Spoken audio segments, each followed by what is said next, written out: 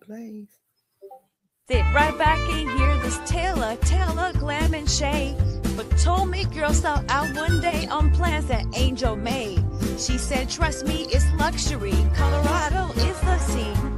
A simple 3-hour getaway for peace and clarity. But Giselle, Wendy, and Ashley too, with Stacy and Jazzy there. Pull up to an Airbnb with no water anywhere. They turn the taps and check the gear. No water in up here. No shower, sinks, or flushing toilets. The agitation was severe. Stacy said this wouldn't pass inspection. Jazzy said this is wild. Angel slept on 30 acres, while the others were stressed and wild. Water lost, the vibe was gone. Patience running thin. So bags were packed and plans were canceled. Colorado didn't win. I'm having my Shamia moment. Okay. Girl, I was like, oh my God. I would never talk about nobody trying to make a record. Because, girl. Who did that? I had put it together. Okay. I put it together. I had to. But somehow, TikTok would never, like when I was trying to record and do the words, it wouldn't let me hear it. So I could never get on the beat. I could never get on the beat. I was like, what the heck? So, then I put some other sound to it. I was like, oh, girl, I can't sing it all, girl. Right. But, I mean, like, girls, I was on Chat GPT. Look, I'm like Toya Kids getting the lyrics. Right. The lyrics are cute. I just can't sing worth a damn. And then I could never get it to go on the track just right. I said, forget it. Okay. So it is. But the trip that failed. And I said, look, I didn't broaden my little vocabulary with, and you know what, when you did your live this morning, you say, I know that word from somewhere. Say the masochist. S&M. Oh, right. Well, that. But I remember I was saying that too. I'm like, I feel like the way I heard the word was like something. So I said, it's the case of the mercurial. I said, the case of the mercurial. Mm-hmm. And I feel like, so let's go ahead. Let me go ahead and drop in the chat. Y'all let us know what y'all gonna rate. Empath. That is I think, or the mercurial. I'm getting bad reception. Can you hear me? I can now. Okay. You feel like what? Go ahead. Because I think I stopped after that because we was. Okay, but you said I was done. You said I feel like what? I don't know. Oh, so I was like mercurial, and I heard look, I built my little vocabulary up. I feel like I'm on the Auntie Viv thing that's on Facebook. Right. You see her? Oh, she gives it's an older Black lady who gives you a new word. Okay, I see what you. Okay, like the word of the day. Yes, the lady. Yeah. So I'm like, okay, because I'm like, when I was watching the show, I was scrolling on my phone. Mm-hmm. So, girl, once she was trying to back up and they dropped the food in the girl, when she pulled up to that thing, here I go. Now this looked like the beginning of a scary movie. Like you about to drive to your kidnapping. But I thought, well, let me put this in what are we rating? Real Housewives of Potomac. I'm actually gonna give it a 3. Now this one I am gonna give a 3 or 4, somewhere up in there, because I mean, thank God we all got put out of our misery with the end of this trip. First of all, it was like watching paint dry. Yes. As far as I'm concerned. And I know we got a lot of chatter going on, in different groups and everything, but it's just like these producers did not set that lady up. She is a bad coordinator. And that's just the bottom line. That's just it. That's the truth of the matter. And she was not curating no kind of good experience. No, and I'm like, who? It wasn't like because she's getting on and she's kind of defending these other things like, oh, we don't provide, overnight accommodations. Yeah. Okay, sweetheart, we're not even talking about that because some things are not your control. However, you failed to inform anybody about what they was coming into, no itinerary at all. Failed to prepare. That's part of coordinating. Like, you are horrible, and you have a whole company that is based around curating experiences. Yes. Like, this is ridiculous. This was a total fail, and I feel so bad for her about it.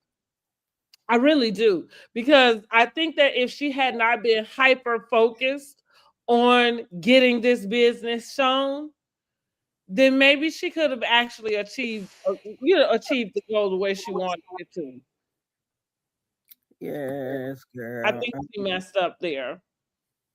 Yes, because it was not a good look for her business at all. At all. And nothing that she did had like the logo on there, like even like the place setting, nothing.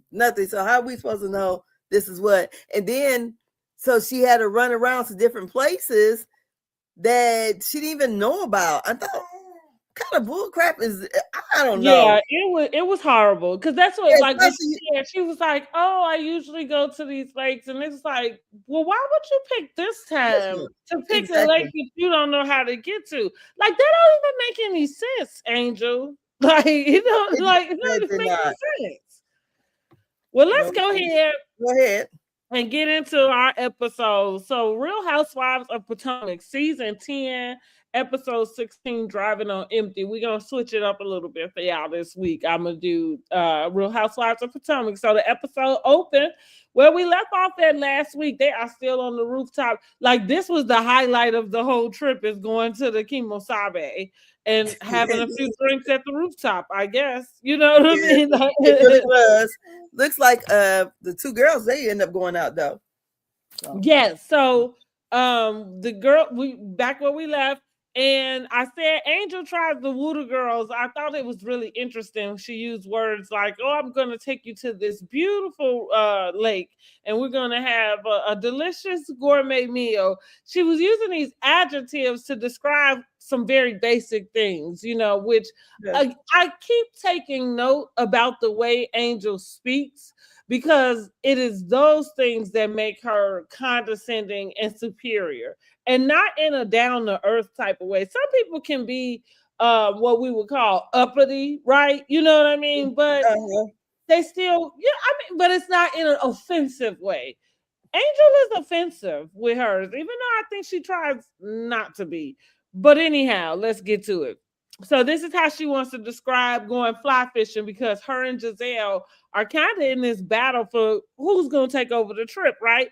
Giselle says they're going to the hotel, they're going to have some brunch, and then they will be going home. So she says the girls can pick which one they want them to do, because she's not an outdoors girl. She ain't planning on going fly fishing, and we found out 2 weeks ago that they didn't. So we didn't know that that's how it ended up happening, is that y'all went driving around Colorado for 3 hours, and then you had to turn around and go to the airport.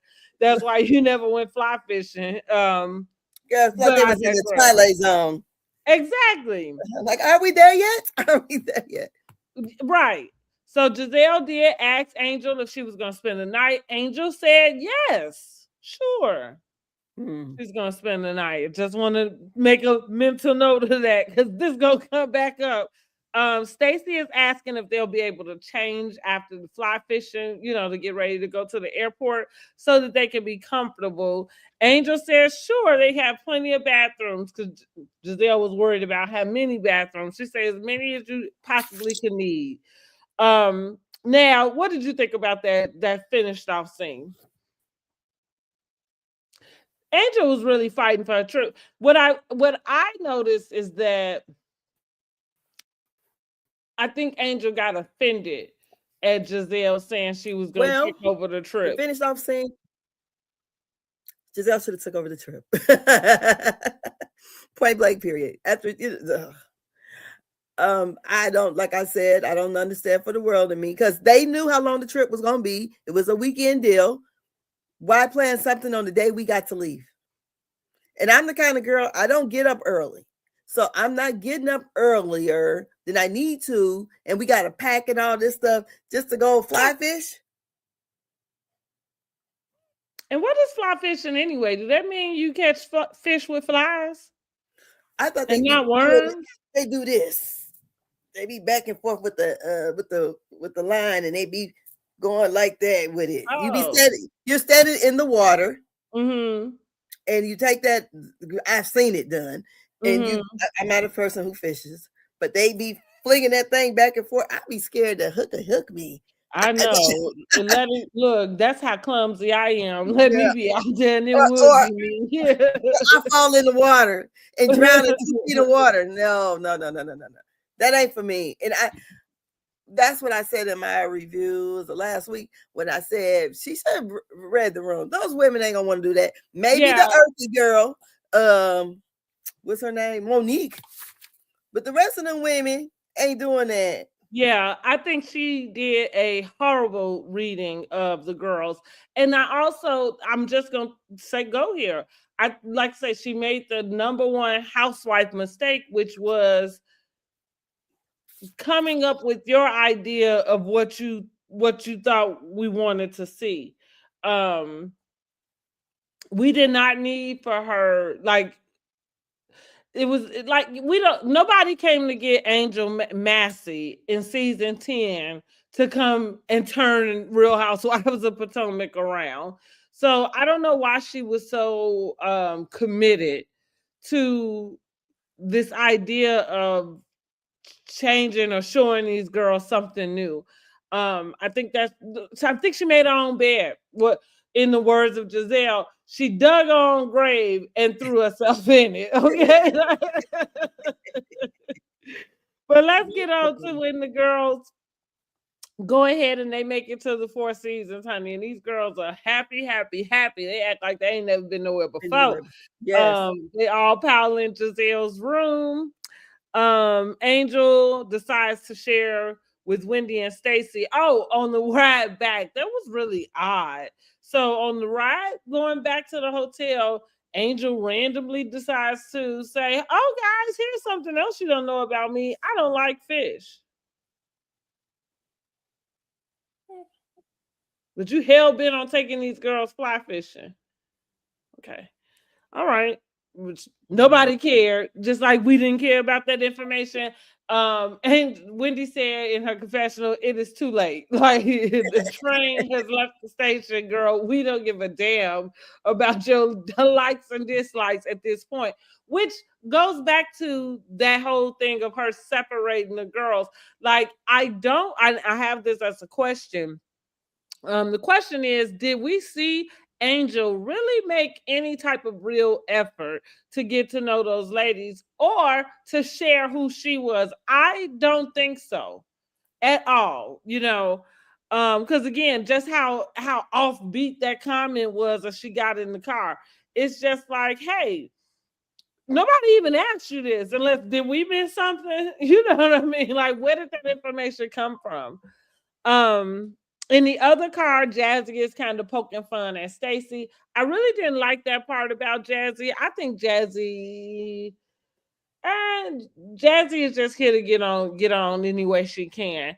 But go ahead, tell me what you thought about those little things, that little car ride situation. Okay, so the car ride there, and she says that she expresses that she doesn't like fish. They're fly fishing because that's what her company does.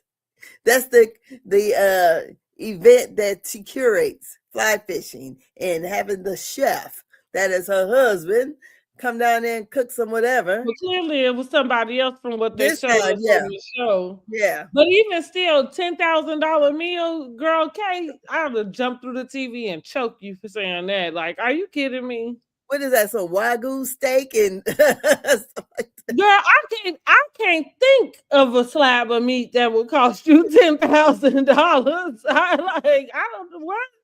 That's Girl, what better I'm saying. have We a got golden or diamond flakes on the yeah, food. that's Like, what I'm gonna say. You better have some gold flakes, a diamond, or a whole ring in there. Yes. What they But have yeah, that? too little, too late for Angel. So, what do you think? Do you think that because Angel has said that at least 3 times throughout the season that she really wants to get to know these ladies?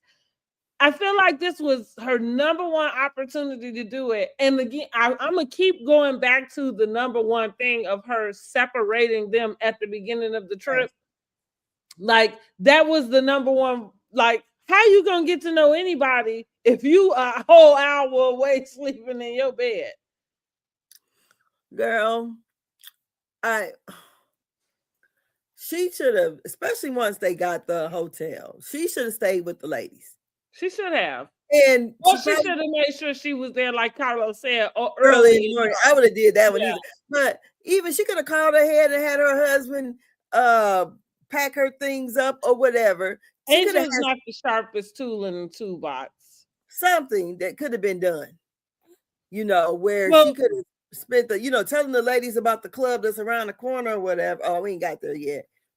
But, well, that's right, because that's what I'm saying. I'm gonna bring something up when we get to that part, but because that's what I said. She's not the brightest bulb, because I don't like even some of the stuff she says just makes no sense.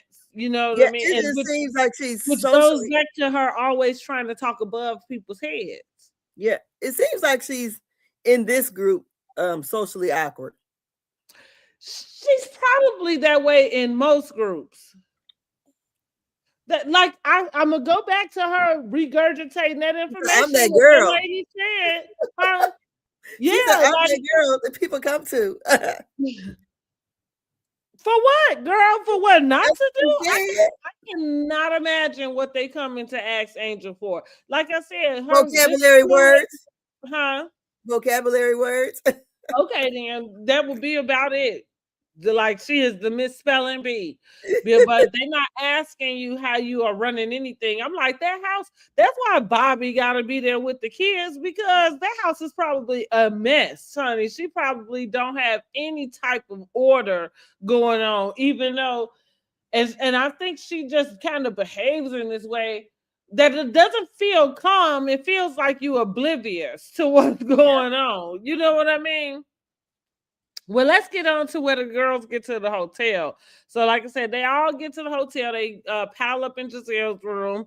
Angel is trying to be the head and not the tail of this trip. So her and Giselle are now going back and forth to be the ones to discuss what the upcoming plans were.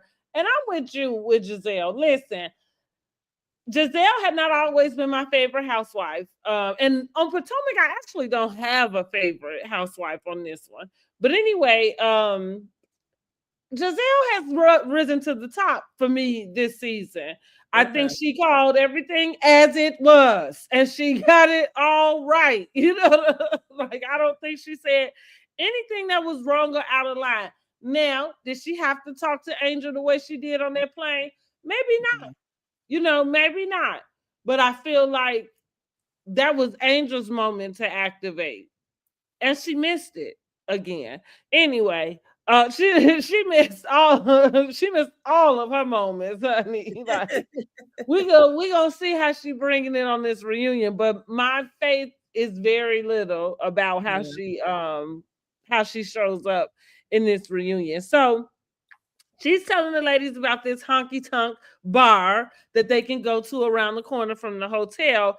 Kay ends up asking, like, well, what about our clothes? Because again, she said that she would spend the night.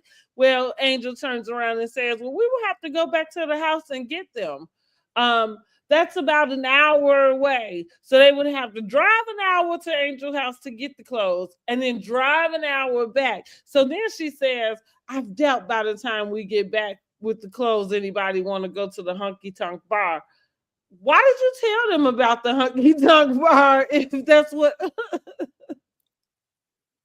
Girl, she must go to bed at 8 o'clock each night. That's why she would cry and get out them scenes on that other trip. She left the other thing early with a little bit wing because she was surprised tired. You know how babies do. They get tired, they get cranky and start crying. She go to bed at 8 o'clock. Listen, she, like I said, she is She is not the no fun. sharpest tool in the toolbox, honey, because I was confused. Like, why did you even mention this to them if you knew you had to go back to go get these clothes? If you knew that was a 2-hour trip, which goes back to her planning ability, why would you, A, separate your group, but B, separate y'all an hour away from each other? Girl. Whose Her idea pettiness, was this? her pettiness didn't work. It didn't work because she took those other girls with her. Okay, so they could feel a But little it's not like superior. they had more fun, honey. I They feel like they didn't. thought they wanted to be at the house with the other girls. I think I would have stayed. Mm-hmm. I would. And, Like, thanks, but no thanks. You yeah. go back to your husband. It was like, so while we watched them, as we'll get to the next day, let's look. Well, 1 second, because I'm about to say it felt like Angel was holding them hostage. Yeah, well, I would have stayed. Once Yeah. I would have felt once when I would have got on that ride back to because I guess I want to know which direction were they coming when they got off that plane. Were they coming past her house or were they closer to that hotel? Because it just seems like, did we go past the house? Then we got to go back towards the house. Well, listen, Angel ain't gonna think of a damn thing to help anything. And everything out her mouth is how thoughtful she was about their time and how considerate, how she considered these things. Girl, what the fuck was you using to consider these things? Because you didn't consider a damn thing, as far as I'm concerned. Not travel time, like not yeah, it was a mess. So I'm guessing that they weren't close. Because it even seems to me all that money she spent on that jet, that the next day she should at least had a helicopter. Yeah, you could have picked the girls up right to get there faster if that's what you was gonna do. But hell, she didn't know where the hell she was going, so no, that's why she didn't get nothing. $10,000 worth of food. I said all the girls are happy about the running water, so they start to sing a cute little song by the piano. Yes, that was cute. I like that. I thought that was cute. The song they did. What was the ending that Tia said? Uh-huh. Basically that Giselle took control of the trip, right? Yeah. So Giselle kicked all the ladies out. This is the question I have. Do we think the girls stay at the house? And does that make Angel a bad hostess? Okay, that was what I wanted to ask. You said already that you felt like they probably didn't stay at the house, that they probably got somewhere else to go. And I was just kind of saying, like, it could be up either one. I do, as I mentioned earlier, I feel like, because we've seen comments that's like, oh, the producer set Angel up. And I just want to point out that it's like, even though the producers might have their talent that they produce, and they might have things that they say or coach them, right, so that they can create a reaction for them or create some sort of scene. I think people forget that what a producer's job is to intervene with the scene. So like, as they were lost, as they, like, even with the house, like not having running water, I do think that it's not their job, unless there was immediate danger, that it's not their job to come in and intervene. And part of the reality part is that you would be there to catch these actual reactions, which goes back to Angel and her bad hosting, because I feel like after the fact, here she is explaining this well water and the intermediate, and it's like, this is your town, this is your scene. That was something you should have prepared them for previously, but you really should have had them booked at the Four Seasons in the first place. I don't know why you thought taking them girls in the woods was a good idea. Like, that's ridiculous. But that's what the guy said that she wanted was the Four Seasons. Who? At first, whatever that guy name is over there on. Are you saying that's what Angel wanted was the Four Seasons? Yes. That what's his name? I didn't even see that. The way that she was throwing all this mindfulness around, I don't even see that. That's what it was said, that she had wanted that one because when she first got over there to see that place, she had reservations about it because her biggest concern was that this is what the guy said, is that the insider told him allegedly about it being too far away. So I don't know. All I would say, minus all of that, that last day was horrible. They were in a twilight zone. She didn't know where the hell she was the going. song that never ends, honey. Yes. The song that never ends. Because I'm like, they driving and then it's getting longer and further away. Like, where the hell are they going? And then they just, decide, fuck it, because, when we were watching like the clips, I was kind of wondering like what happened. But now we see, it seemed like you're in a dream. Have you ever been in a dream where you're always have these dreams where you're always trying to get to something, but you can't never get to it? Yeah, but right. Yeah.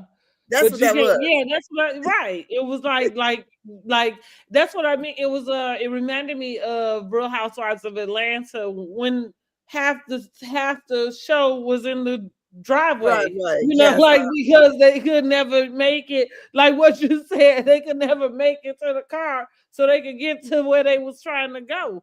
Well, let's get there. The next morning, Ashley is on the phone with her mom, telling her about how, so Ashley and Jazzy went out to the honky tonk bar, and she said she made the bull her bitch, honey. So they showed a clip, and I mean, it looked like the bull made her the bitch to me, but we're gonna let Ashley have her glory, okay?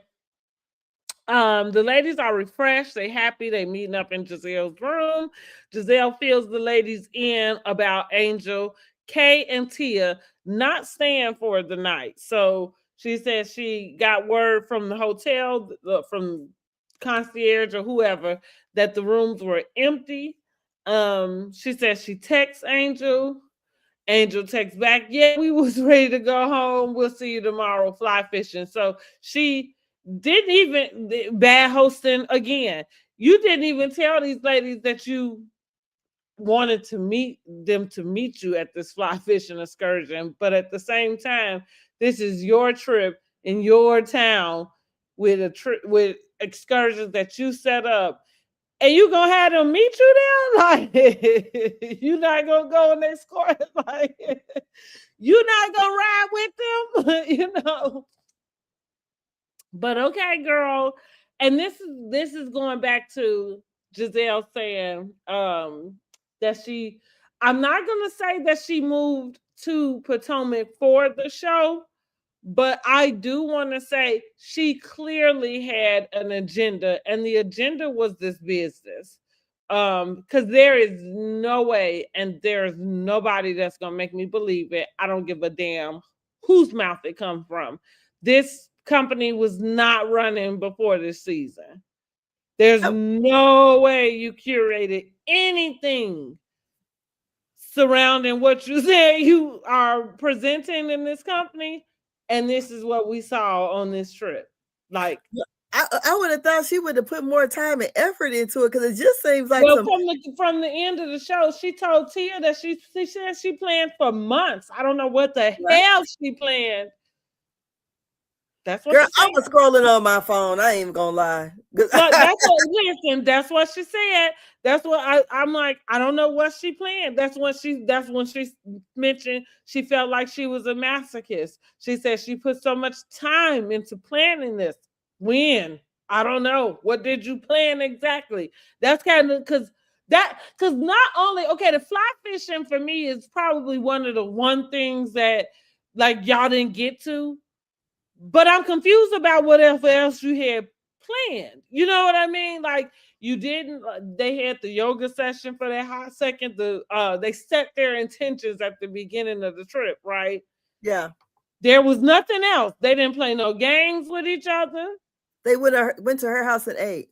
Oh yeah, that's right. They went and they eating outside everywhere. So they went to the house and ate. But I mean, again, we're not doing any type of icebreaker. We're not doing any, like that was it. Yeah, anything. No, you had them over for your house so you can show off, and that's why I'm going back to. I really think, I wonder if anybody said anything in the after show. I am going to put it on Angel that it was Angel's idea for them to announce whatever they spent at that store, because Angel is the only one that is very attached to calling out what she spent on something. And again, you're not reading the room. Wrong room. We don't know why Wendy decided to get a fraud case to keep up with the people she ain't even got to keep up with. That's what, like, so you talking like I said, though. Oh shit, she said that's a $1.6 million house. Well, if the water is not running, it is a piece of trash. Giselle said it's the projects. Yeah, I mean, and I have to agree with that. Like, no, I don't give a damn. Like, running water is like the bare minimum. You know what I mean? Like, nobody said they had to have crown molding. You know what I mean?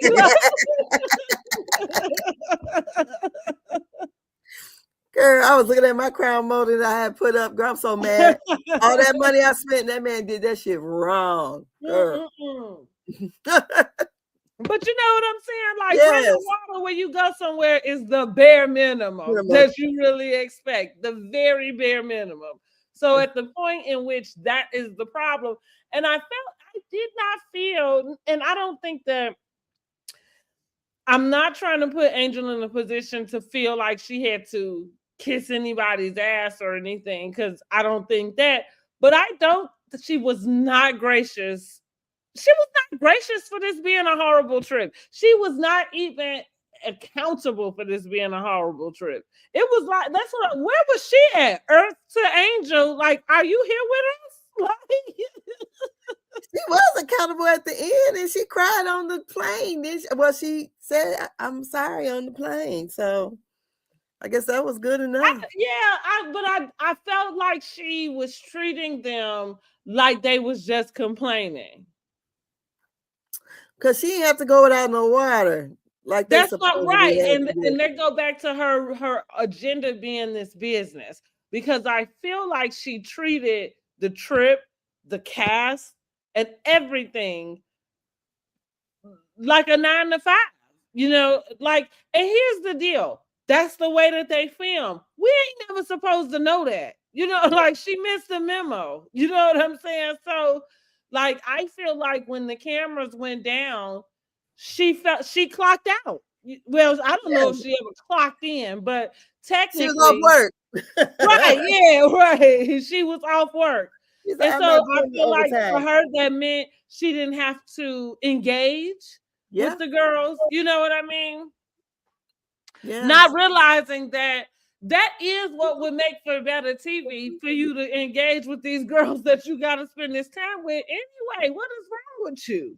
Girl, all right. Earth to Angel and poor Kay, they are not best friends. Those are people who just know each other, and they've known each other for a while, because Kay did not save her friend at all. As a matter of fact, I guess the chin check worked, because they didn't even seem like they just seemed like they were acquaintances that knew of each other and probably worked whatever they did together. But as far as a friendship, no. Mm-hmm. No. Not even that we were friends 20 years ago when we was in school, besties. Right. We know each other. Like, right. Like, okay. Around the way. Right. Y'all definitely. I agree. So now they are where I'm at. So they are tasked with meeting them at the fly fishing expedition. Because like I said, the girls didn't stay at the hotel. So they give us like a running clock. They got about 5.5 hours as they leave in the hotel, something like that. Till they need to be at the airport or till their flight leaves. So that also means, most people try to get to the airport a little bit earlier than the actual departure time of the flight. But anyway, so we got the little countdown going. As they get in the car, they find out it will take them over an hour and a half to get to the excursion. So Giselle, Ashley, and Monique are in one car. They're discussing just like their relationship with their moms. And see, just like that was what we did not get in Angel's car. Like y'all spent the whole weekend together, huh? They were quiet, but one thing... That's what I'm saying. You asked these girls to come to your house. Y'all spent 3 days together, and yet when y'all get in the car, y'all not discussing like how much fun y'all had with each other? Cause Angel was up crying. Now look, what I want to say is, God dog it.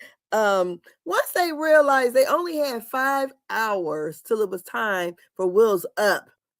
Now, but it takes an hour and a half. That's 3 hours. I wouldn't have left. On a cruise. Yes, I'm not going. I would know. No, I would agree. No, we got now this is the part what I was talking about the house. I believe they were just being good sports, right? Like they didn't pay for their own flights, and I'm sure like when it's time to go, you ready to go. But I mean, it was probably no sweat off their back, and I think they were just being good sports about finishing this thing out. But I do agree with you, and I feel like that's where Giselle was at. I think it was the rest of the crew that was just really trying to give Angel something. You know what I mean? Like, yeah, because when Giselle first said it, of course we didn't know when the trip was over with. I thought Giselle was making the trip short, but then as we find out the trip was going to end anyway. So why are we doing this back and forth? Right. From the time we get up and get ready to go, it's going to take us 3 hours in commuting time. How long we supposed to fly fish? 15 minutes? Right. How long we supposed to sit and eat for? Well, exactly, because you had food too, right? You know what I mean? So that doesn't make sense. That goes back to Angel's ability to curate an experience. You know what I mean? Like you could not have put much thought into it. And and there's no way you've done this before, because that would be something that you would have in mind. You know what I mean? Like you would have that in mind. That's what, I was telling. That's why I said when you mentioned the travel time, I mentioned it was like a cruise, because that's one of the things I'll tell a person, especially if they're going international, like an international cruise. It's like I tell them sometimes your ports, like to check your port, because like even though you might be in Italy, it may, like how we went to Italy, it took us an hour and a half to get to Rome. So like you said, that's a 3 hour just in travel, and you only get 8 hours. You know what I'm saying? So to be off and to get your tail back. So I haven't even been on one you had to get off of. You got off, they put you on these little bitty little boats. Yeah, and they took you over to the outlets. And then you still had to be back at a certain time. So where are you going? You're going right there and you're going to stay there. Exactly. Right. On the ship. Yeah. But that's, but it's like you not having any type of concept of making that more convenient. And it's funny because she kept talking about how mindful and how much she was being considerate. I didn't see it. I didn't see any consideration. Sorry. I didn't see it. I said, did Bravo have their own plane where they just was going to walk on the tarmac and get on this plane or something? I said, because you know how it is when you go to the airports. I'd have been Right. at the See, that's airport. what I was saying. Like, you figure you wanted to get there earlier before your flight. Like, you ain't rolling, like you said, rolling right up 30 minutes before you got to be out. Are you? Like, I mean, unless y'all got it like that. So the plane say Bravo up there. Right. Let's see. Where am I at? So like I said, they were Monique, Giselle, Ashley kind of was having a conversation about moms. Monique mentioned that she had talked to her mom over coffee, and Giselle mentioned that her and her mom talk about once a week. So it seemed like she was probably closer to her dad. And so I don't know. Do you think that that explains any way that she is? I know that they kind of discussed that on Carlos King's live last night, but I was just trying to think, like, did I feel like that it had? I I think I do think Giselle has pretty privilege, and I think that's where it started and stopped.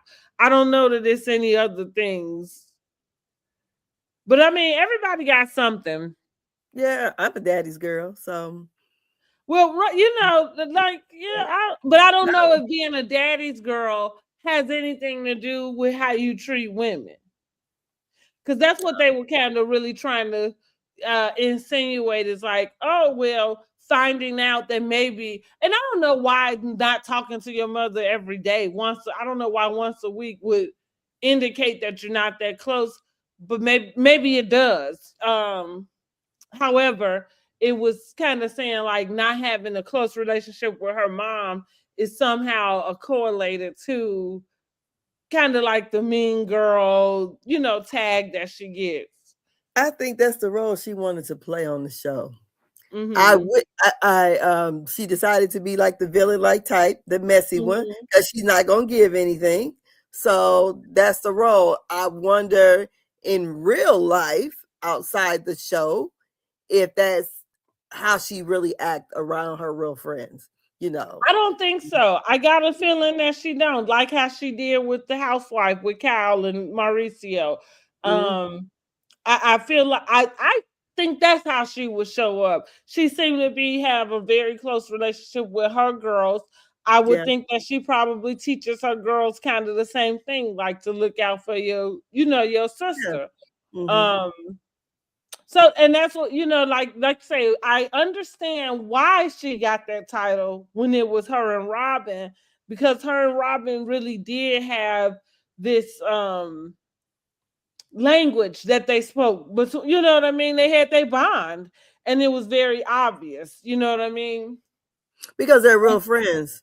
Well, exactly. Exactly. Yeah, because they're real friends. And so I can see where anybody else would feel iced out in that particular position because, right, they got, you know what I mean? Like, this is their banter, this is what they do.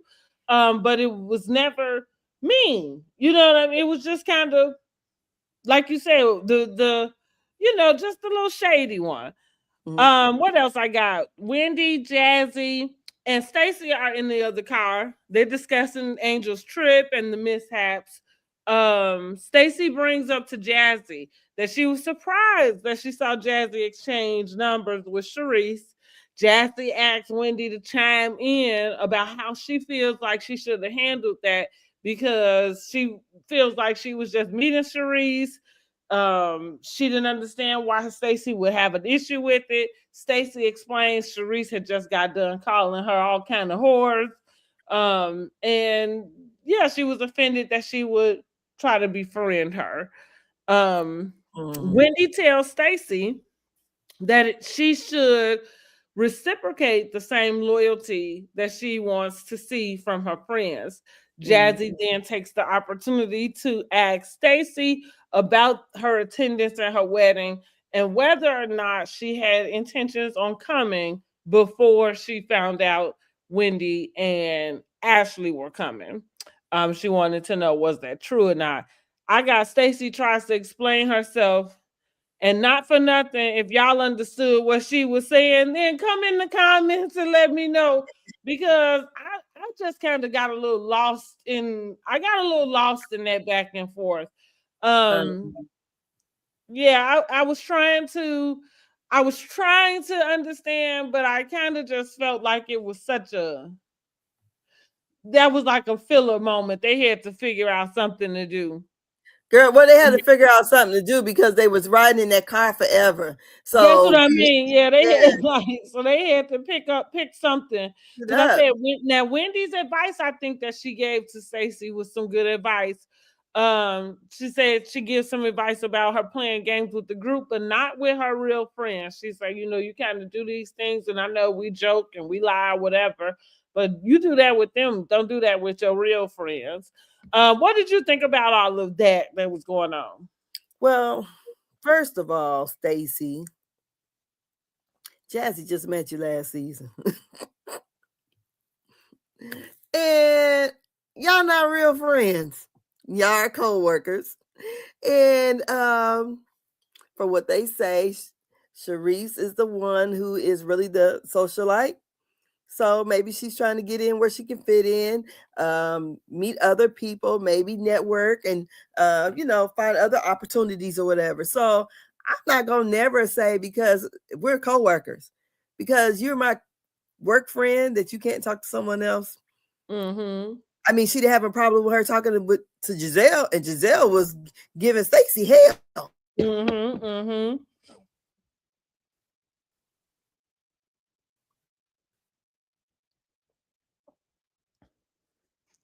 I think it froze again.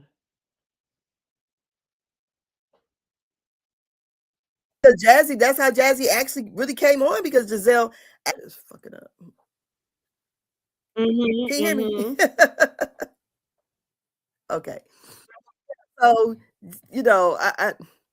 I that's the way I felt about that. And the rest of that scene was kind of blah to me. I told you I was scrolling on my phone.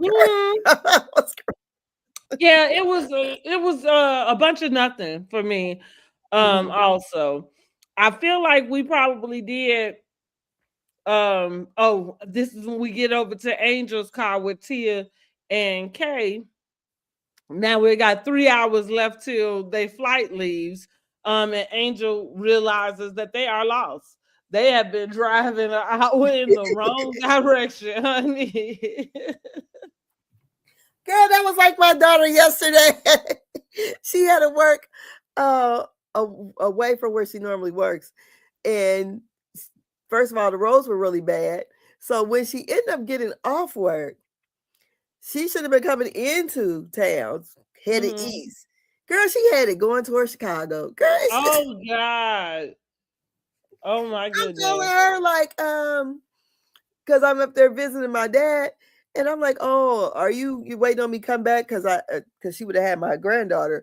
And she was like, no, I still ain't made it there. Like, where the fuck did you go? Right. I got lost. I'm like, you didn't. I said, I know in your car it should have said either you were headed west or east, and you should have been headed east. She said, I need to look at it. I said, oh my God. So she drove probably like half an hour out the way before she realized she was going the wrong way. So there go Angel. And so at that moment, they know that they're not making it to no excursion. Meanwhile, they got these people at this place. You got the man, and maybe it was for the best because he dropping the damn meat in the damn charcoal. This $10,000 curated experience, according to him. That's what you would think they would have had a better grill than that. That's what I'm saying. 10,000. Well, I just like cut it out. And that's what, again, that tells me a lot about Angel's mindset. Because it don't cost $10,000 to eat outside. I don't give a fuck what you're doing. Like, I think you can go eat at Buckingham Palace for cheaper than that. Like, you and fly. I'm not one to eat outside. I don't like it. And I don't like it like that. No, especially now if I'm trying to eat real good too. Yeah, yeah. The kind of meal that the $10,000 meal should have been in a covered area for real. Well, you would think so for that type of money, honey. Yeah. It should have been a covered area. Each person should have their own server. Okay. Yes.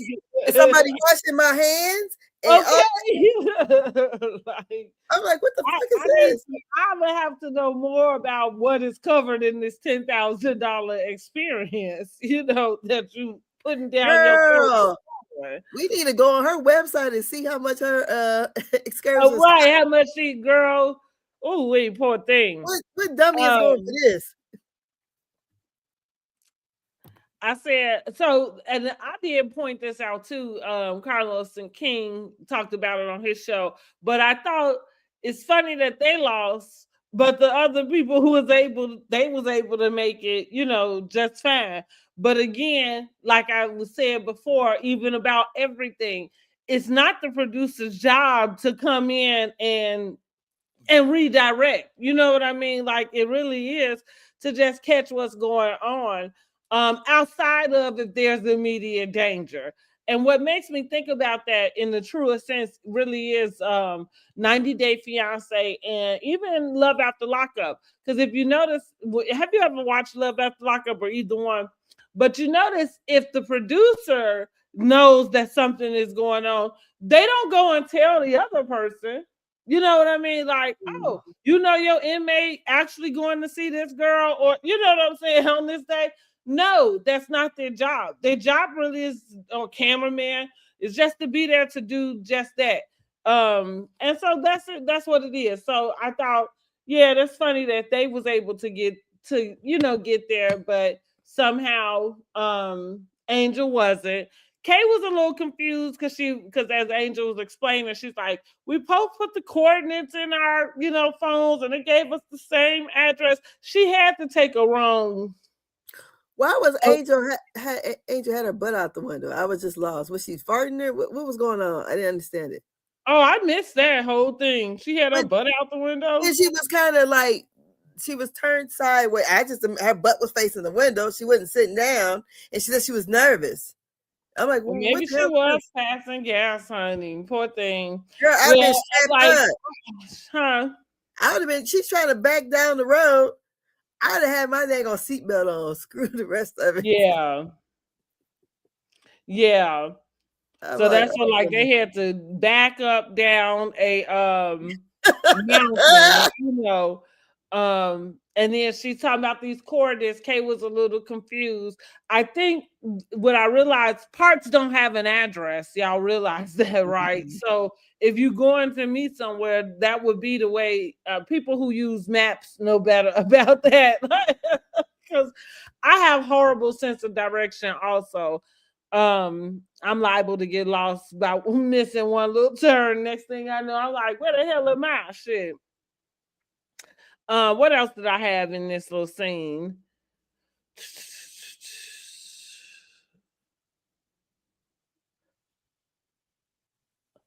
It looked like, now I wonder what I did not understand is, so before she realized they are lost, and then she kind of like tries to turn around, but she still ends up somewhere else, because that's where they end up going down the street that looked like they were driving to the cabin in the woods. Like, look, and you with people who don't barely know you, like, girl, if you don't get me up out these woods. Look, we did that once. We went to go visit my little cousin in prison. And this back when they were taking the different states at that time were taking people out of the state. So they sent him to Wheelwright, Kentucky. I never forget this. So it was me, my mom, my aunt, and my cousin. We're driving down there at night so we can get down there the next, be there in the morning. So we drive down there at night, and we on this, supposed to have been on the Daniel Boone Trail. Well, evidently we was on the old Daniel Boone Trail. Girl, this shit looked like Dukes of Hazzard over there. Right. And we driving, and all of a sudden my aunt, she's like, I don't see no more road. My mom was like, stop. Girl, we was headed off the damn road because we're kind of going up like the mountain. Mm-hmm. So then when we finally get to try to find where this prison was, our dumb asses, it's the middle of the night, and we gonna drive up here to this prison. Girl, them people turned them lights on our ass. What the fuck? Because this prison was on top of the mountain, And we just wanted to know where it was. So when we got the hotel, knew how to get back, you know. But I guess they might have thought we was trying to get somebody out of them. Right, honey. Like, you're not supposed to be up here. Gonna be spending the night. Yeah, like girl, this was in the 90s. So, you know, we didn't have cell phones like that, you know. So we doing the looking off a map, trying to figure our way up there. Right. Like, oh my God. But yeah, we was doing like that. But this was, like I said, 90s. This is 2026 or 2025, anyways, when they were doing that. Yeah. Angel. She should have went to somewhere she knew about. Could have found some little fishing hole. She should have did. That's what I mean. Nobody. She could have did it on her property, and nobody set her up. Angel flubbed, like she just flopped. She just flopped. Her whole season flopped, and I don't even think I would not come back a second season if I was her. Girl, she got to get it right. But my thing is, if I was going to have a Wonderland business, instead of always trying, she got 30 acres. She could have made her a man-made pond back there. What you say? You could have just had the people come to your damn property. Hell yeah, because you're not going to see them. You got 30 damn acres. You got woods. You say you got lions and tigers and bears and all mines. Right. Girl, please. We would have been right out there on my land, fly fishing with the food over here in the covered dang on banquet hall. Well, it does say temporarily closed. It does say that. Maybe because of the ice storm. Let me see. No, I think that's more about because if you have your stuff on Google, it'll still show like the hours. You have to go in and really kind of say like you closed down. Temporarily. So let's go back. Let's get through this real quick. It's taking me longer than the interest in the damn episode. So Ashley mentions in the car that she thinks Angel, or she kind of says this is Wendy's theory, Angel may have mentioned to Bobby about what happened between whatever Stacy and all of that, and maybe Bobby said something to Chris. Ashley reveals that she asked Chris straight to his face if he was banging Stacy. She says he didn't give her much of a response, right?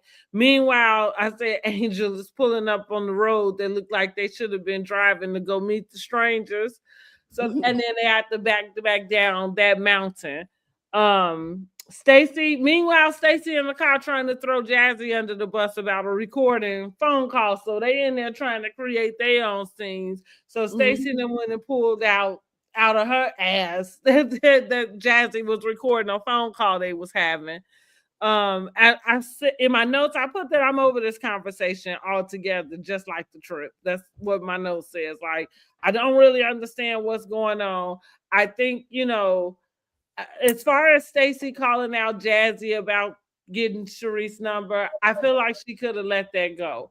Jazzy wanting to know if Stacy was going to come to her wedding before she knew Ashley and Angel was coming, or Ashley and Wendy was coming. I don't know. She wasn't coming. She was only reason why she's coming. I don't know why it matters, though. That's kind of where, that's kind of where, that's where I'm confused at. Like, I hear the words that are coming out their mouth, and I understand the sentences that they're saying, but I don't think I understand what the significance is about it. Because they're not friends. And the thing about the recording on the phone, I remember when my cousin was able to do that. I just was able to start doing that not so long ago, but when she got her new phone, her face kept hitting it. Because the first time I heard it, I was like, girl, what is that? She's like, oh my goodness. But it kept doing it. So it announced it. I'm thinking that's probably the same thing what happened with Jazzy. Her face hit the phone where it was at, because it announces that it's recording, and you just hit it right off. So I'm like, come on, girl. I don't think she would. Who was y'all talking about that needed to be recorded? Really? Yeah. I agree. BBC lady. Come on now. I think agree. she's just trying to keep some shit going. And I don't believe that Stacey and Chris was together. And if so, who cares? Yeah, I'm still over this Stacey and Chris thing too. I'm trying to figure out what the significance is about whether she went out on the date with the man or not. Yeah, just to keep stuff going. That's all it is. You know, Ashley don't have a storyline, so she needs to be trying to pull off somebody else's situation so she can have something to talk about. No, I totally agree. So let's see where we at now. Sorry, y'all, had to go get me some more water. Okay, so now they know they got 2.5 hours left. So they decide to stop at a gas station and grab some food at a food truck. You know, this is all out of their wheelhouse. Being from a city, we like food truck food. Food truck food is not nasty. We know that you get some good food truck food, honey. Like, when I was in the military, we called it the good truck, and it was good, honey. Yeah. They call Angel to see where they are, and they're still driving. She explains that the location is exclusive. Giselle says, so exclusive, even you don't know about it. Good one, Giselle. No, look. But the best part, I thought Giselle was funny when she kept saying, Bobby. I said, oh, right, my yeah, God. Yeah. Like she said, I don't want to hear about Bobby.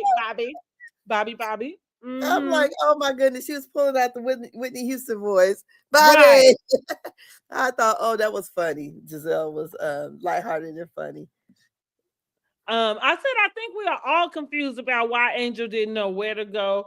At this time, the ladies are heading to the airport -2 because they are being held hostage by an Angel's car. Okay, Tia does mention that this trip may have sent messages that were unintentional. Kay says they were prepared to have a $10,000 lunch. From what I saw, I didn't see anything worth $10,000 because as they on the phone, they were still trying to get these girls to still go to this fly fishing with like, hello, this is over with, right? You know, like this is over. Like my thing is, were the planes going to actually leave at that time, or that's the time they really needed to be at the airport? Because it just seems I don't know, because they was pushing it either way. Yes. Either way, I agree, they were pushing it. But they had departure time. Now, but that's what it said. Girl. I said, now back at the gas station, and Giselle asked about their car ride. And they start to hash out the combo between Stacey and Jazzy. Wendy goes off on Stacey. Stacey goes and grabs her bags like she was about to go take her own self to the airport. That's what she's like. She had Uber Black or something. Okay.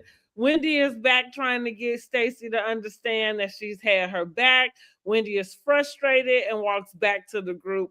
Before they leave, Wendy goes back and checks on Stacey. Okay. And Stacey is asking Wendy to be more diplomatic and to not be someone who's piling on while everybody else is piling on. That's how Stacey explained where she was coming from.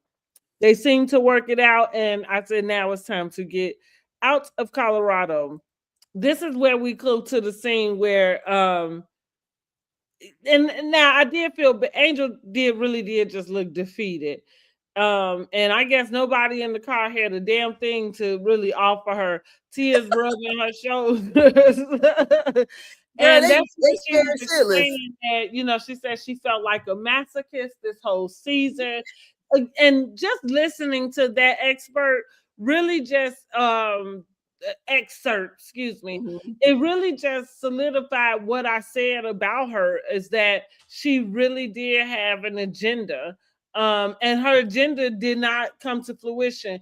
And I do think that is a huge mistake of a first-time housewife. Like, there's no way, not unless you're an actress or something that knows how to, you know, like do that.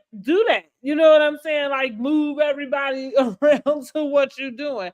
But you just some random person. The best thing you can do is come in, be yourself, Mm-hmm. and don't try to go don't go try to go above the pecking order. You know what I mean? Like, yeah, you might have more money than the ladies. Maybe you do, but that doesn't make you higher than them. You know, like it's like Yeah. not in this world. Maybe in over The there with wag the rap. world.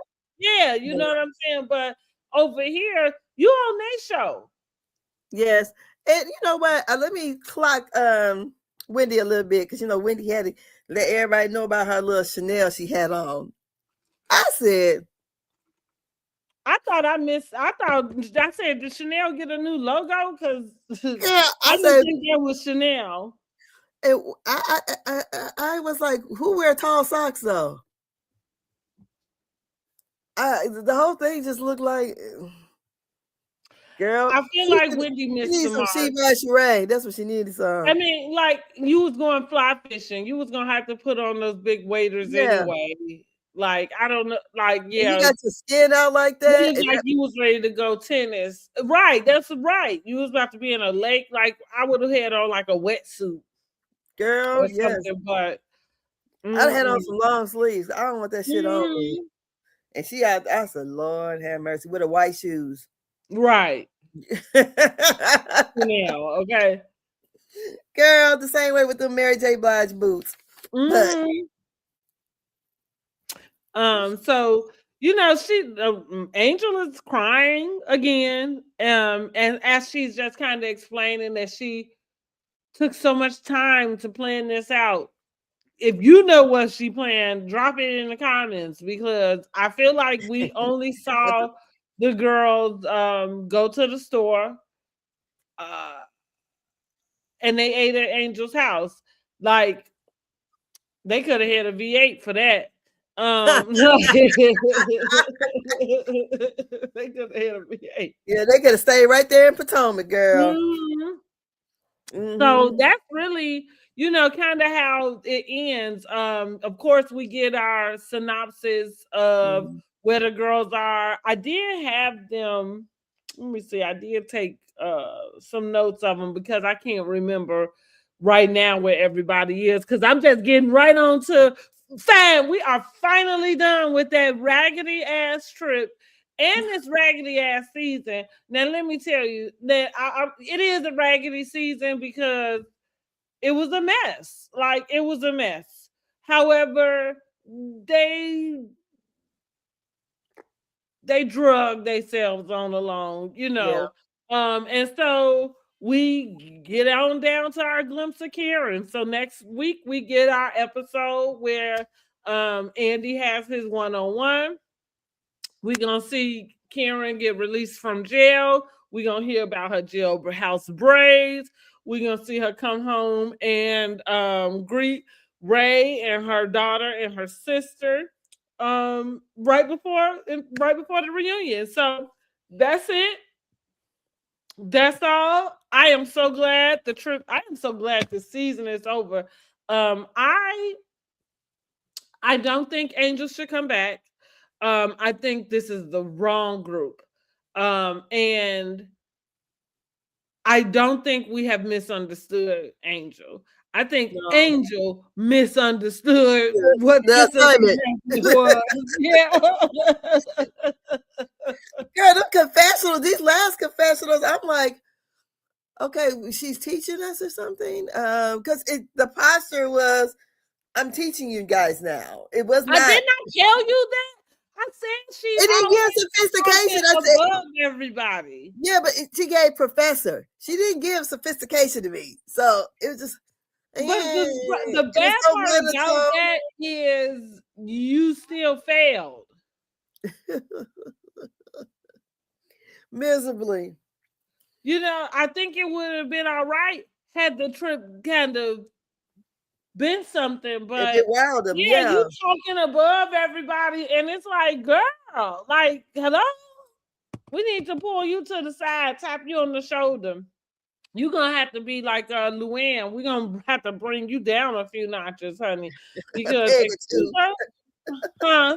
That's a peg or two. Yeah, but I don't think this is the show for her. No. I think she is what's the matter? Oh, okay. I think she is, like I said, I didn't think anybody could be any worse than Claudia. Here we go. Because Claudia did have a good group trip. And yeah, this is not her platform. I'm over her. I'm interested to see what is going to happen at this reunion, like how she is going to respond. But if she talking above everybody's heads, honey, we can just forget it. And also, when I talked about the reunion looks, the same thing Kenya said is what I had said before I seen whatever Kenya said.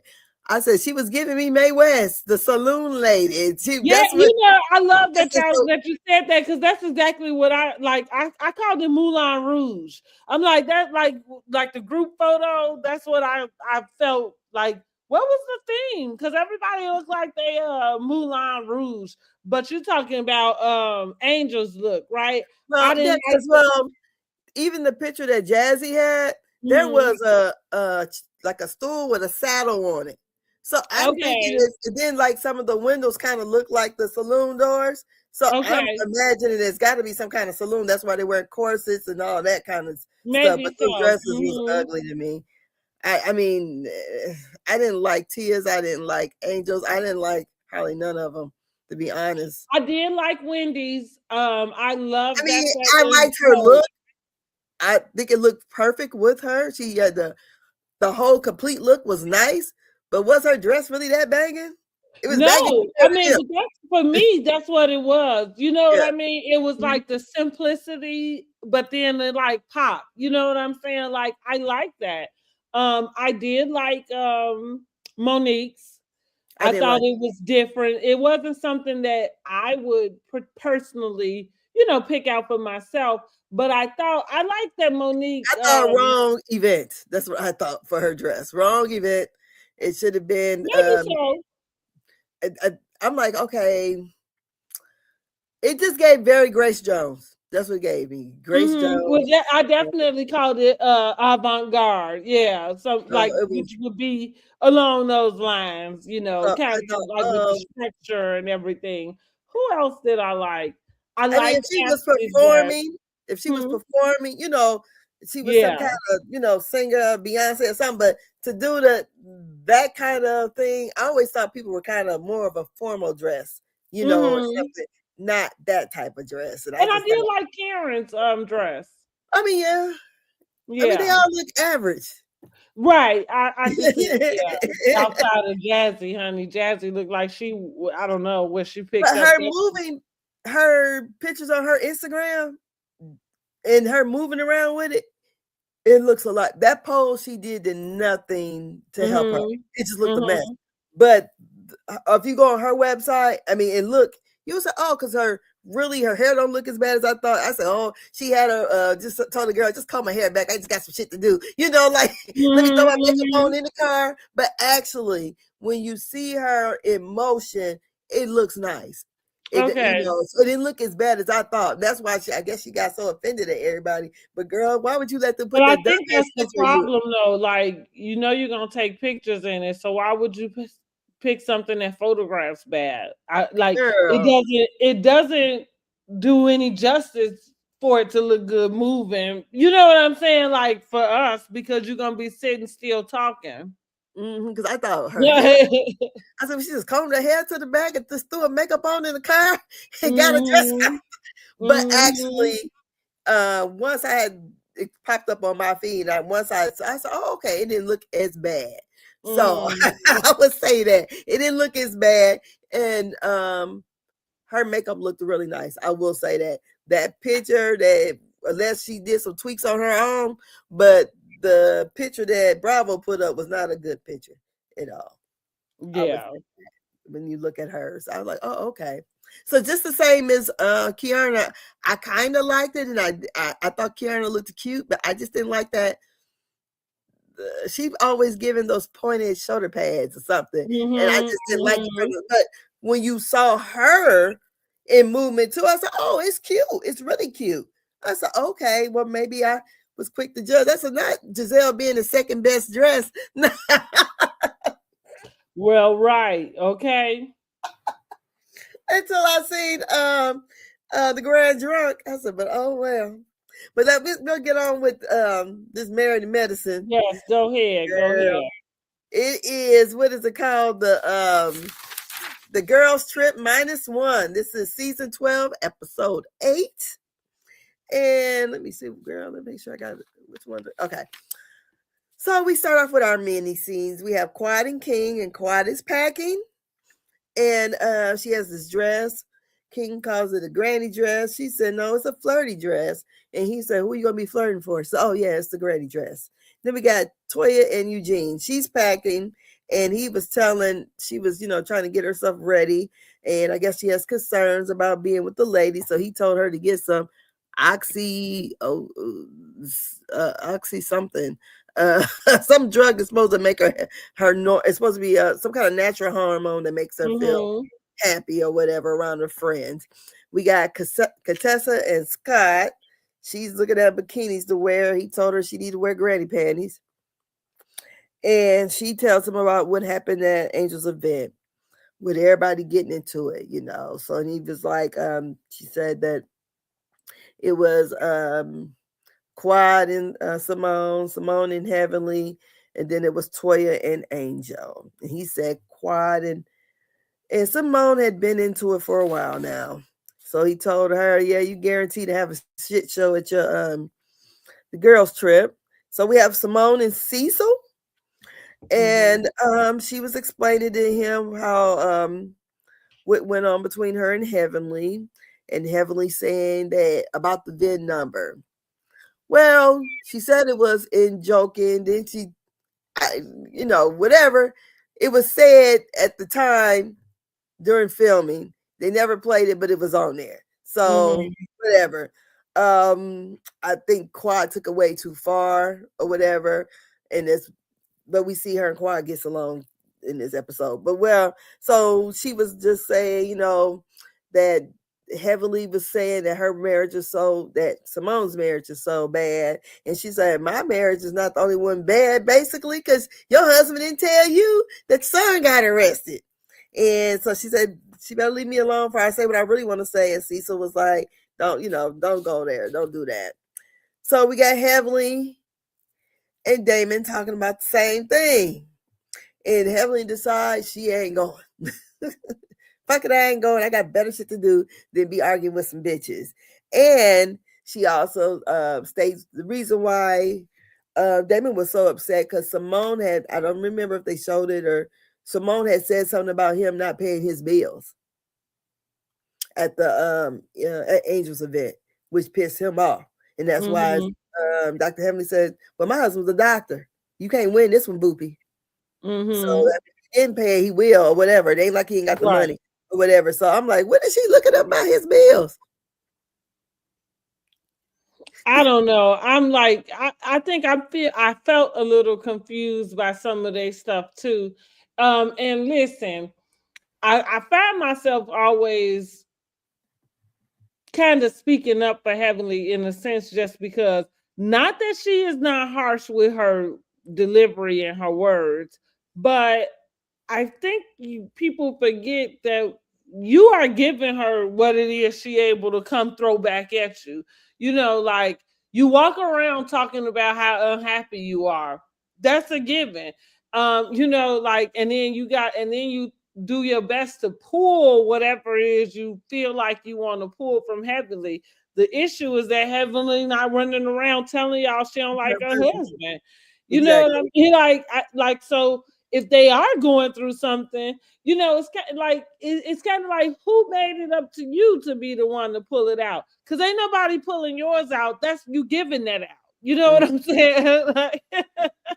So I think they get mad at Heavenly for the wrong reasons, to be quite honest. Like, you probably should be having some different conversations with Heavenly, like maybe her delivery, you know what I mean? And not what it is that she's saying, because you're giving it to her. She didn't. Simone had 3 conversations already about how unhappy she is with Cecil. Boy, I wonder how it's playing back at their house. You know, I'm guessing it's playing back fast because they was just out together. But according to what they said, they know how to go out, and nobody will ever know, honey, that they just had an argument in the car. But you know, and I guess that's how you should be. But that's the other thing too. You know, it's kind of like, I don't know. Like, I don't know if the complaining thing is like, if there's this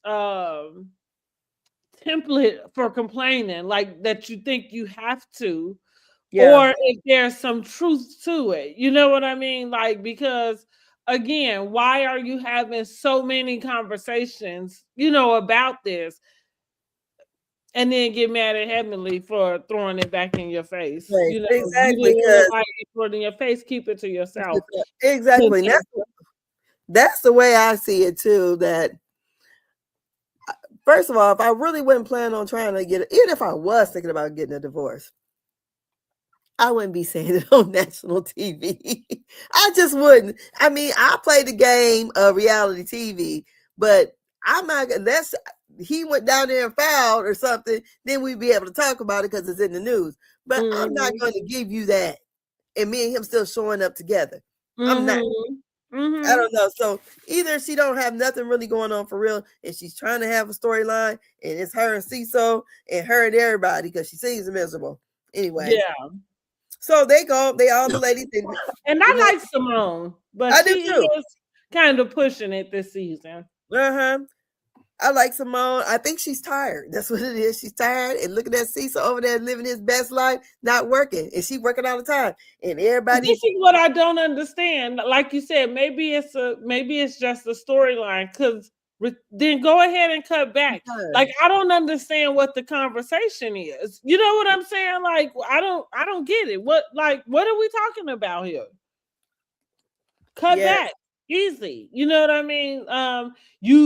Your kids, you know, like, you don't want them spending up all your money, don't give it to them. Easy. Exactly. You know what I mean? Like, I don't understand. What are we talking about? You sitting around, and the other thing, let me just point this out. Not that I don't understand what she had to say about Cecil kind of standing as a united front with her when it comes to the boys. I get that. But I also do take issue with things, especially, this is just my opinion because I ain't been married, you know, for no amount of time, but you've been married to this guy for 20 years. I feel, and now you want him to behave in a whole different way that he's not ever shown you. You know what I mean? Like, I think that's unfair. Like, I think that's unfair. Now, if you want to have conversation about the evolution and, okay, this no longer works for me, then that's what you say. But I feel like Simone is always like just kind of blaming Cecil. And I don't think that that's fair. No, it don't seem fair at all to me. And I don't know. I think she's just like Dr. Jackie said it. She's menopausal. Yeah. And I find myself. And it might be why her and Toya get along, because they seem to have a very similar way about how they handle their husbands. Okay. True. That's why Cecil and Eugene get along so well. But anyways, so all of the ladies meet at the airport except for Heavenly. Simone and Quad are buddy now. They said, you know, Quad said she likes vacation Simone. ATL Simone she don't like, you know, basically. Vacation Simone is fun. Also, what is this? So then they get to asking about Heavenly or whatever. And Simone says in her confessional that she could kick her own ass for trusting Heavenly, saying that because Heavenly supposedly has said she pushed her and that she was unhinged, and somehow she don't feel safe around her. Okay, so Contessa wants to make sure that everyone has a great time, and maybe after they can get a tattoo. She's just joking though. But what I did like that Contessa, your tryhard, talks about her being in flight school down there. I'm like, go ahead, Contessa, pop your little military shit. I get tired of Contessa. She always popping out her bag with something, honey. But I liked it though. I really did. Yeah. I think it's something for someone to be a pilot, anyways. It is. I did think that was a pretty cool accomplishment, though. Yeah, because I was wondering. I said, if she was a pilot, I wonder if she jumped. You know. Well, now you was in the military. Ain't that something y'all got to do? No. Oh, no, ma'am. That's called airborne. But I mean, some people do go to jump school, but it's not a requirement. No. That's yeah, but it is the pool, right? The diving in the pool. No. You don't. Okay, you didn't have to do that either. Okay. She was in the Navy, so she probably did that. Maybe it's for certain branches there. But either the jump, you don't have to. Maybe the Marines, maybe. That's what I'm speaking of in a sense. But I thought that would be. I thought it was for all. Yeah. Because you got Navy is water, Marine. What about the gas chamber? Yeah, everybody does that. Okay. That's in basic training. But yeah, usually you go to different schools for that type of deal. And if I think she was some kind of medic or something in there anyways. So more than likely, if she was driving on the planes or whatever, a plane medic, I'm pretty sure she probably jumped too. I would imagine she did. My cousins, she wasn't in the military, but her and her ex-husband, that's how they got engaged. That was on her bucket list. They jumped. Yeah, I don't know if I'm ever gonna do anything like that. I don't think I'm doing a hot air balloon or jumping out of a plane. Girl, they did the video. They did the video, and I'm sitting there because my cousin was all hyped. Girl, he was like, her husband was scared, shaking and whatever. But when he got to the ground, he had already had it set up to ask her to marry him. I was like, that was beautiful. Cute. Yeah. But anyway, but anyway. So then we have Toya. I said she's always asking about Heavenly, so she's making sure Heavenly stays relevant. They're in the vans, and she's asking about Heavenly, and Jackie says to Simone that she was on 10. And Simone popped off and said, wait a minute, no, if you're gonna talk about me, you need to say something about your friend, Heavenly. And she said, because she brought up something that I didn't do. And then she actually said something about her career and professionals, that if people would assume that she's not telling the truth about something. I think the misunderstanding is Heavenly said that Dr. Simone said that if she had the VIN number, she would look it up too. Quad may have missaid it or whatever, or either Simone misheard. But she didn't say she looked up the VIN number. She said she would look it up if she had it. So what do you think about all that coming from the airport and getting to the Airbnb?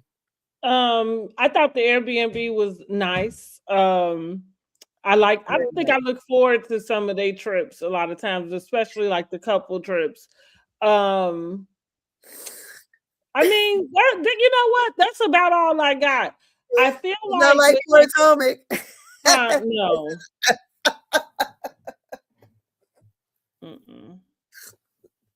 Not at all. You know, the one thing about Married to Medicine is that it kind of works on its own. I can't even say that when they bring in new people that outside of Phaedra did not really kind of fit in very well.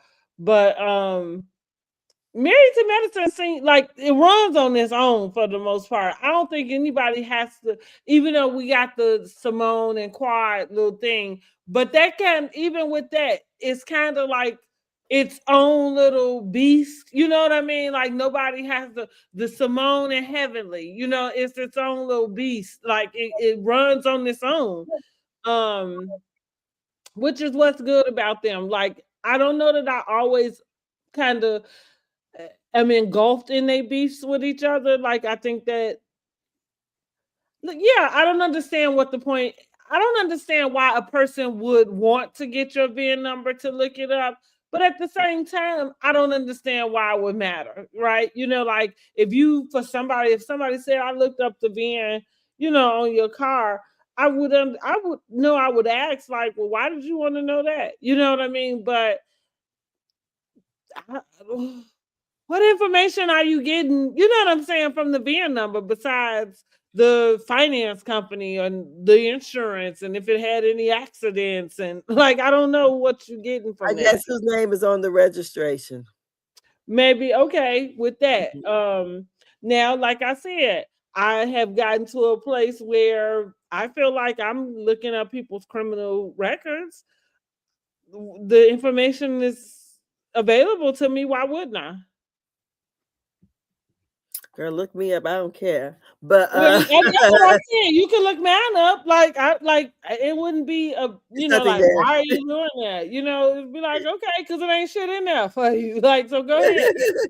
So I would imagine first, I think that all the information that was out there about the vehicle, people saying it was stolen, or maybe it wasn't quads or whatever, it's probably what enticed her to look it up, even if, and I think not even look it up, but just even say that.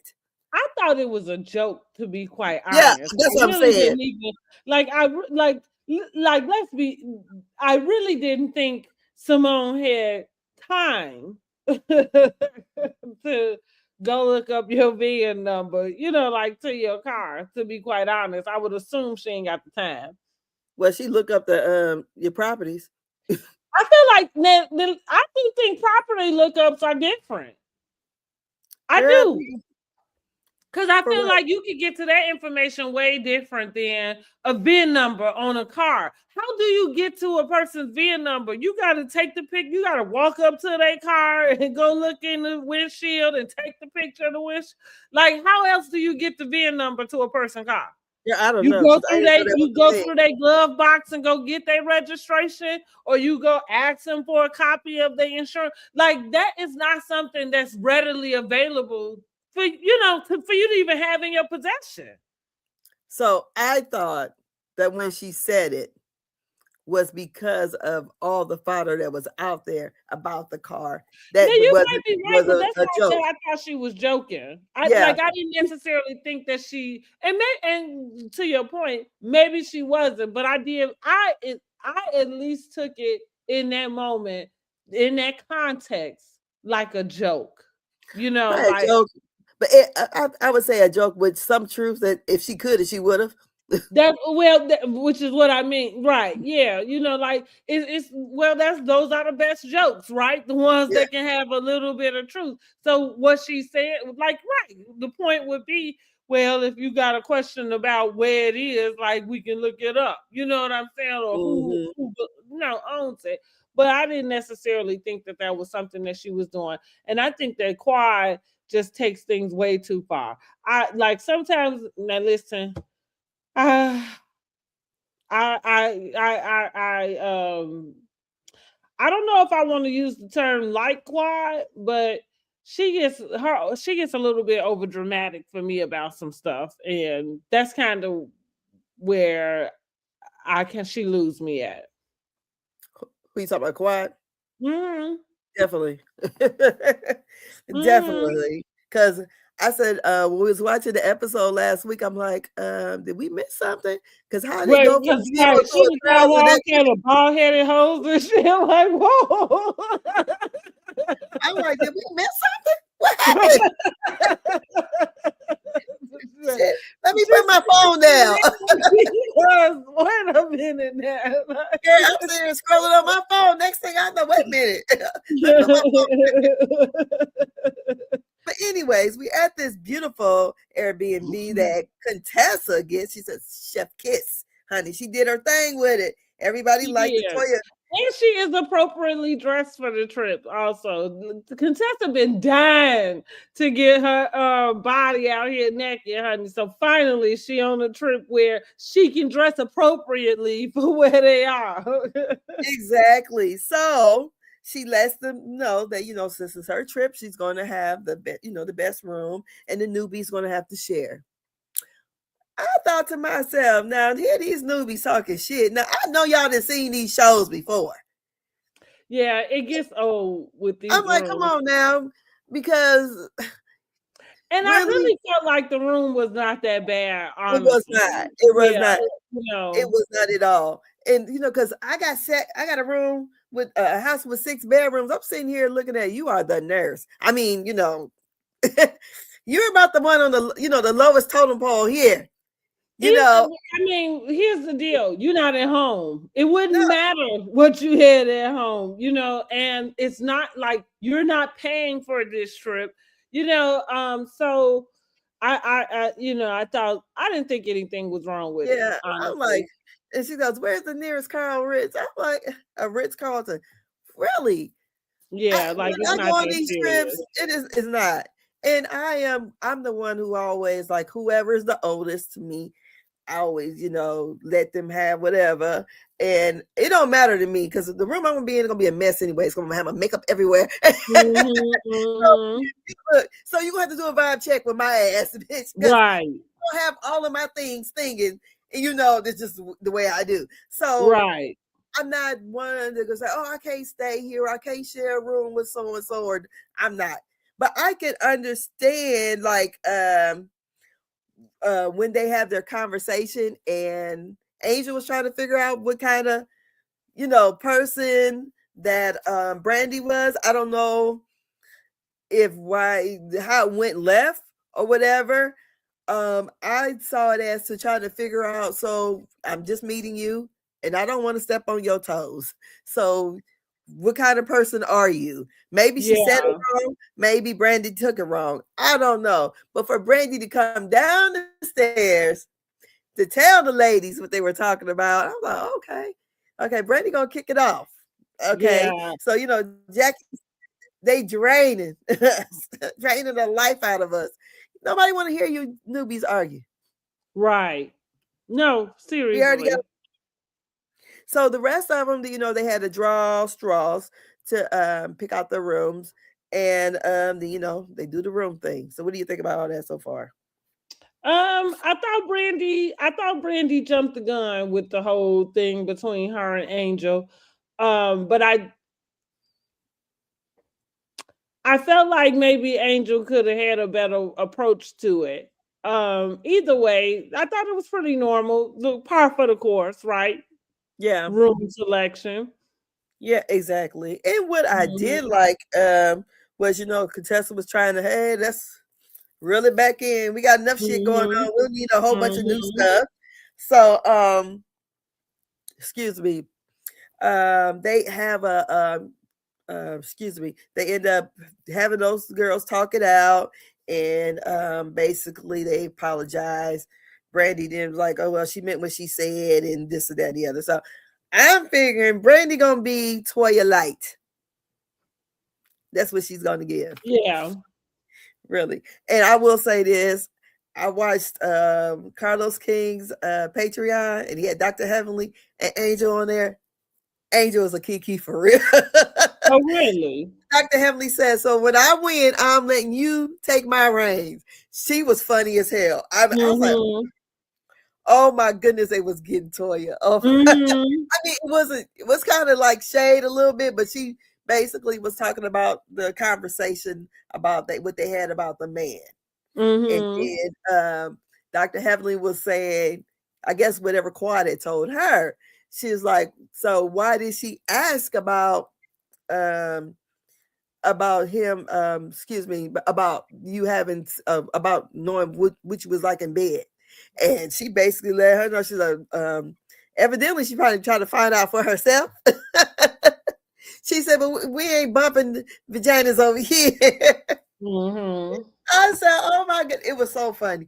That was a good one. I'm not lying. She's funny. I I've never seen her or anything before because I don't watch Basketball Wives, but I hope that her personality that she displayed on that Patreon comes out on TV because she's funny as hell. Mm-hmm. I I enjoy. do remember her from Basketball Wives for sure. I always liked Angel. She's funny, real down to Mm-hmm. earth, but I would say Dr. Heavenly light. Mm-hmm. I mean, but kind of one Mm-hmm. of those ones, not really as bold and blunt as Dr. Heavenly, but kind of funny. And Mm-hmm. Mm-hmm. it was, it was fun shade that they were doing, but it was a good time with them. Carlos was eating it Yeah, up. I'm sure he was, honey. So they actually go out. They go and get their swimsuits on. They come down for dinner. So they have dinner by the pool or whatever. They have, I would say, she had it set out for them. They had lobster and everything out there. I'm like, go ahead, Contessa. I mean, Right. Okay. That look, and she didn't mention $10,000 for this shit one time. she did a good job. I thought, oh, this looks really, really nice. You need to call her girl Angel up. Exactly. And Mm-hmm. she actually, because they got to talking about Dr. Heavenly again. So she said, we had to change the climate, and they played Truth or Dare. I like that. I thought We didn't get any of this on the Real Housewives of Potomac trip, right? I just mentioned that. I said they didn't play any type of icebreaker game. They ain't did nothing together besides eat girl. and ride in the car. We'll go Exactly. And so they played Truth or Dare. And I thought Angel's story was so funny when Yeah. she had talked about getting that nummy spray for to spray down her throat, and how her throat, she was so That numb. would be me. I could see that happening. I That I used happened to to me. sell sex toys, and so there, like, yeah, we had a numbing spray also, but I've never tried it. That happened to me only when I was having my cesarean, and you get the epidural, right? Well, I was so numb that I could not swallow. Oh wow! And so, the saliva was starting to pool in my mouth, and I'm crying. My husband's like, "What's wrong with you?" I'm like, "I'm about to drown." So they end up Oh my going to get rid of goodness! those suction things that you have when you're at the dentist, and Mm-hmm. just so they can suction the spit out my Mm-hmm. mouth. Girl, I'm Mm-hmm. like, but I couldn't swallow. Oh So I wow! can That's imagine, exactly why I didn't get any epidurals. Because it's funny. As soon as they told me like, "Oh, you numb from your waist down," and I was like, I don't want to be numb from my waist down. Like I need to be able to feel my toes. girl, because I think when they gave it to me both times, I had cesarean twice, that each time I was numbed instantly. And I'm Mm-hmm. like, did you give me too much? Because I'm short. Yeah. You know, Mm-hmm. Mm-hmm. I'm short Mm-hmm. and full term pregnant. I was weighing like 148. So I'm like, Mm-hmm. did you give me too much? I can't even wiggle my toes. I can't do nothing. Right. Right. Yes. Yeah. No, So, I did. I was like, no, ma'am. Don't give me that at all. oh, girl, honey, I was screaming for it. I ain't lying. 'Cause, honey, I was feeling them pains. And then to go through all that just to have a cesarean. Yeah. Now that's Uh, yes. So, anyways, then they did it was Brandy's turn to do the Truth or Dare. She chose the dare, and they asked her about show some moves that she did or she does, and she showed how she ride and how she flip it. And it's supposed to get quiet some twins. And Dr. Simone said, "No, that's the keep your man strategy." honey, that is when you got time to do that. Well, she had 4 of them, so I guess she do it all the time, honey. So then Okay. we have a truth for Simone. And they asked her the last time she initiated sex. She said while she was in Greece. I said, "Oh, Brady been to Greece." So Well, I didn't go with no man, but it's funny that she said how romantic Santorini is because my Santorini was one of the stops, and that is what I said to my friend. I said this is a good honeymoon place to go, and it's really the setup, like it's I mean, it's on a mountain anyway, the town is, but it's very, I guess, tourist setup like not like the rest of the places that it's more neighborhood. You know what I mean? Like you actually going into, somebody's neighborhood. Yes. But The yeah, it's civilization very there. tourist setup. And I mean, it's so pretty. I mean, because it's on an island on its own. So yeah, it is. I would agree with Simone that that's a romantic place to go. If a person wanted to do honeymoon or something special, that would be the place to go. It would be. Yeah, she said she was doing it all, wasn't she, honey? Mm-hmm. Well, I mean, imagine getting you a room that's got one of those infinity pools, right? But I mean, you right on the edge of the mountain, girl. Yeah, so like Okay. Oh, so Cecil was a lucky man then, huh? Mm-hmm. And then so they had Dr. Mimi to say whatever she usually says, and she said giving booty or nah. So I don't know what that's supposed to mean. And they got to the little It sounded like she was saying that she eat groceries. Oh, I was thinking maybe she was saying to her husband, is he giving booty or not? Like if she's dressing and looking at herself and if he's there, it's just like if my butt look good. I ain't definitely eating no damn groceries. I'm sorry. And I've been married 32 years. Well, that's what they was talking about. So that's why I thought that must have been what she was giving booty or not. I hope not. I don't know, whatever floats her boat. So then we got Toya and Quan over there talking. And Quan was like, she was saying, are we going to take a shower? You want to take a shower or something like that? And her and Toya talking sexy. And Dr. Mimi said, don't tempt Toya with a good time. Did she say she was back curious or something? Toya? I don't remember. I think she said once, or she had an experience. I would say that. Okay. I think she did, or something, because it's always kind of like the running theme of her maybe trying to invite somebody to the room or something. It kind of seems like that's always that. She said Eugene wouldn't go for nothing like that, though. So, and Contessa says, when she does a lot of this fellatio, and she don't really enjoy it that much. I said, okay, ladies, we find out a lot. But the truth of I don't blame her because I don't either.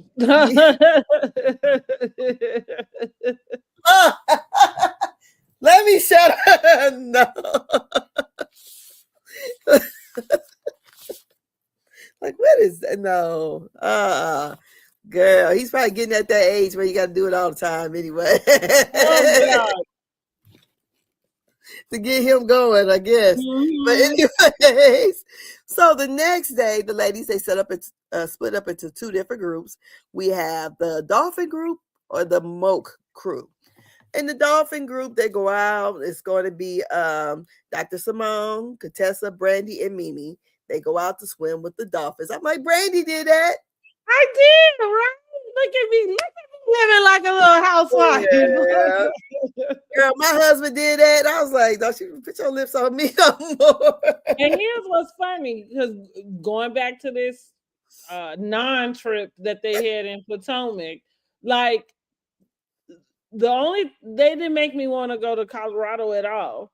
I'm like, now what's funny is Sean happened to mention that he's going to Aspen with his friend. And so I did tell him, I said, oh, well, go by the Kimosabe, like, and I told him, even if you don't buy nothing, like, just go, But that's the only thing I took from this whole entire experience was go to Kimosabe. I didn't learn a damn thing else about. And then I thought, why didn't she take them to a dispensary? Like, you could have did that. That would have been very mindful, Especially with Stacy got Shia. Right, that's what I said too. You got two different entrepreneurs who's in the business, like. But you see, that's showing you that she wasn't thinking big much about trying to get to know them or them getting to know her. She just wanted to promote that business. But side note gone, let's get back over here to them. So yeah, but there's a big difference in the two the two groups. The Housewives Potomac and Married to Medicine. That's Because true. just in their day and a half so far, they doing way They more. done did way more, right? Yes. So we have so then we have the people who are in the Moke crew. I would say it is Toya, Dr. Simone, excuse me, Dr. Jackie, Toya, Dr. Jackie. Who else was it? Lord have mercy. The rest of them. Angel. Angel and Quad. Okay, Mhm. so those are the ones who didn't want to go out to do the dolphin adventure. So they're on the way there. Dr. Simone had asked about Heavenly, and Contessa said she did reply to her text, and she said it was Dr. Damon's birthday. She said so. She didn't mention you, so she was asking Dr. Simone, hey, do you think that she overreacted, or do you think she's really trying or intentionally trying to get you in trouble? I said, AKA fired from the show. And Dr. Mimi goes to explain her point of view, is basically saying that Dr. Heavenly didn't trust herself around Simone, knowing whatever the situation, she's trying to run for office and she don't want to be set off.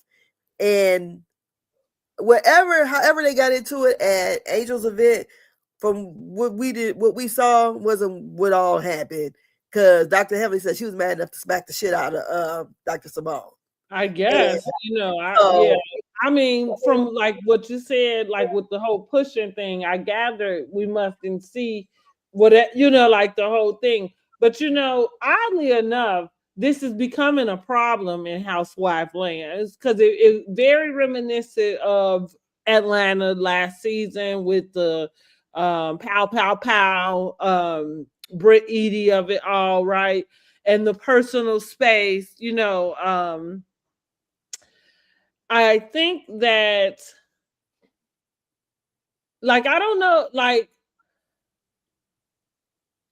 I do feel like you have to be careful about what it is you're going to, I guess, complain about when it comes to, going to the higher ups or what have you. But at the same time, I don't know, like, because it feels like this job is a high stress type of job. Like it's not like at my job, I could go to somebody and say, like you're not gonna talk to me like that. You know what I'm saying? Like, because it's not my job for us to try to do this. You know what I'm saying? Uh-huh. Well, I just kind of wonder, like, what's the line between crossing the line? You know what I mean? Like, and this is what you signed up for, like these types of pressures and things. Like, on one end, I understand Dr. Heavenly saying, like, hey, she went too far, and like you said, I'm I might retaliate, but I do agree, like, that kind of would be on you if you did, you know what I mean? Like, and so you just have to keep yourself in line, I don't know what. So that's why she said she had left the event. Also, from what I understood, maybe whatever she said seems like maybe she said it when it came to going on the trip or whatever, the producers, whatever. And she's only supposed to be friend of any goddamn way. Yeah. She's straight. I think that's mostly what it is that she's the friend of, and they keep, like, they are wanting to get her to talk about this Damon thing, but I feel like it is irrelevant, like, and it's her son's deal. So I don't think that there's information we're about to get about it, like what he was doing, and you know what I mean, like. But I guess because she talks so much crap about them, they just kind of want to give her a hard time. Yeah. So anyways, with all that, so they were sitting there talking about it, and then when they were when Mimi gave her explanation of how she imagine it would be. Then we got Brandy chiming in, and Brandy said every time that she's new here, and every event I've been to, it's been heavily, it's been the reason, or somebody's getting into it. I'm like, oh, and you're minusing all the shit that damn Toya do. Yeah, I don't like a bandwagon bitch. Excuse my French, but I don't, because it's like, yeah, it's real easy for everybody to pick the one person and to pick the thing. You know what I mean? Like again, Heavenly does have a reckless mouth. You know what I mean? Like, and it's known. So for that to be what everybody bring up about it, it's kind of like, okay, you ain't got something else, because we know that already. You know what I feel like that's the main thing for me. When you know people, you know how to deal with them. You know what I mean? Like, you know her mouth reckless. So how is it that you getting offended by anything she says? She don't even know what she's saying and come out so damn fast. And Brandy says she don't trust her. Brandy, yeah, okay. So we got the Moke crew. They in the pink and blue Moke. Now that's what I gotta do on my next trip. I gotta figure out where I gotta go so we can get some of those cars. Because we're going to Miami in May. So I want to get some of them, because I want to be like that Black Beach Barbie that Dr. Exactly. talked about. So, and then, Angel was scared of Dr. Jackie's driving, honey. She told her, get the wheel. She tried to put her hat on, right? I was like, look at Dr. Jackie, but it looked like they had a good time. So, so when it says, okay, so they get to lunch, the Mo crew, and Quad noticed a baby, and Dr. Jackie gave me a little education. She's called as the reticular activity system, whatever that is, that when you buy something or get something or want something, you see it all the time. Like, I'm like, okay, that's what that is. Because I'm like, okay, as soon as I got this type of card, I see these all the time or whatever. Yeah. So then we have Quad lets it be known that she still haven't told the ladies about her fertility issue. And then we have Jackie there, hot flashes, and she had a strip at the table. So then we have Toya and Angel have their talk about Toya's disrespectful behavior. Toya talks about that Angel was trying to play her because she was going to set her up with Eugene's best friend. I'm sitting here like, how you know if Angel was going to even like this damn man? So she's not supposed to date anybody? Yeah. Girl, you sound crazy. I understood where Toya was coming from, but but her approach was out of line. I think that was something that was a conversation you could have had with her, and not in front of the guy she was sitting there with. Like, yeah, I mean, you definitely broke girl code, period. You know what I mean? But I could totally understand her feeling like, well, I don't want to hook you up with somebody who's in that type of close proximity to my family and my husband if you out here kind of playing the field. You know what I'm saying? And well, here's the deal. Dating somebody that you've been knowing for 10 years or dating off and on for 10 years, it seems a little messy. It doesn't seem like you're in a position where you're taking your dating life in a serious direction. It feels like you just playing the field. You know what I'm saying? Yeah. So, I'm pretty sure the man is probably playing the field. He's a doctor. There's nothing wrong with it, but I'm saying too, if you get with somebody and you say that your intentions is that you want to be married, and you know what I mean, like, take something. She hasn't even met the man. We ain't even see. She ain't seen him. This fictional man. Well, right, exactly. Well, let's go there first, right?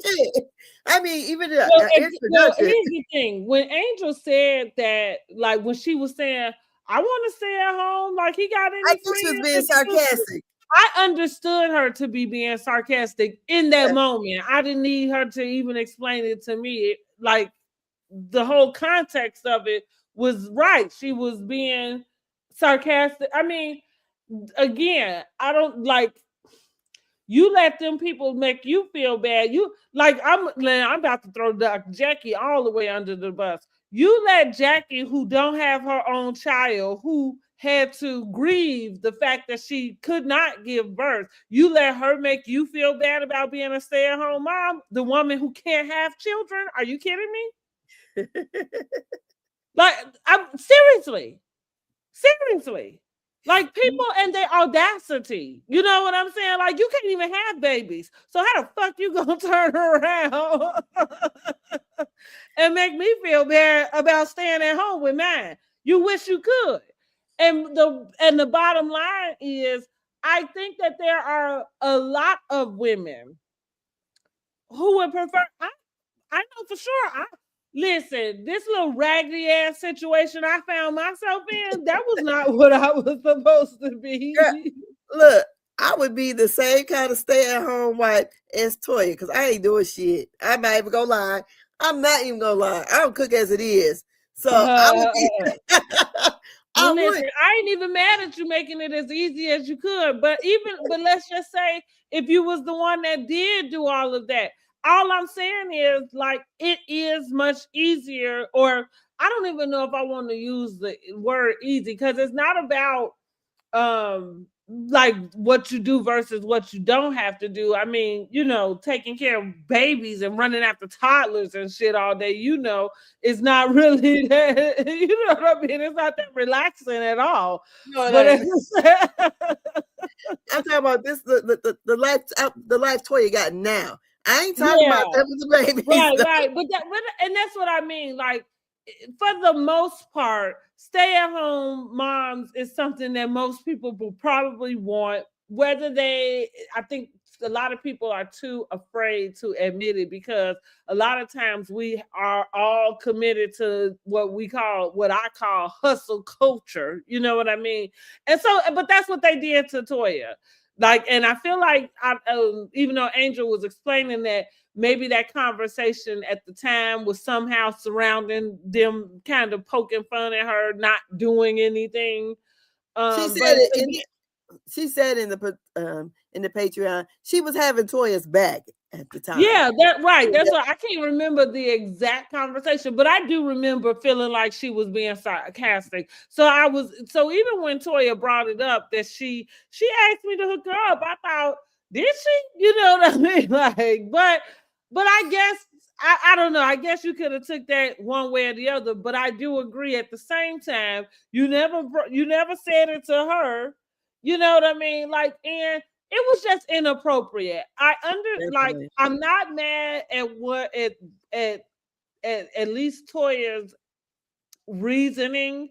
I just feel like you still was inappropriate in that moment. You owe that girl an apology about the way, you know what I'm saying, about the way you did it. Ask about how she was in bed, and to ask the man how she was in bed. But really? Yeah, like because it's not your business. Yeah, you're doing a lot. So yeah, I thought she could have handled that differently. And so she owed that girl an apology about it. Mm-hmm. She said, just know I don't need your help. Right. The man, I'm doing fine by myself. I'm like, yeah, because your body is tea, girl. Go ahead.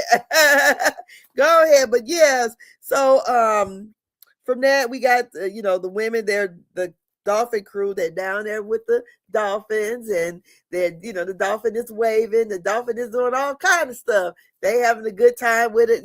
Brandy got a little scared at first, but they're all into it. So when they leave and they get back to the that's funny. Like, why would you be? I don't know who what like didn't we all learn that dolphins were like the nicest animals like ever? I don't care. I wouldn't want them touching me. That's me. No. I know that. That's why I wouldn't get in. No. The most that I was scared of when I went with my excursion was just the water. You know what I mean? Like I didn't want to drown. You know. My husband, look, he swims and all, and he was just all in there having a good time. I'm just videoing. I'm like, look, Yeah, but that's just me. but that's what I'm like. I don't like, but like I say, I was afraid of the actual being in the water part, because now we didn't do.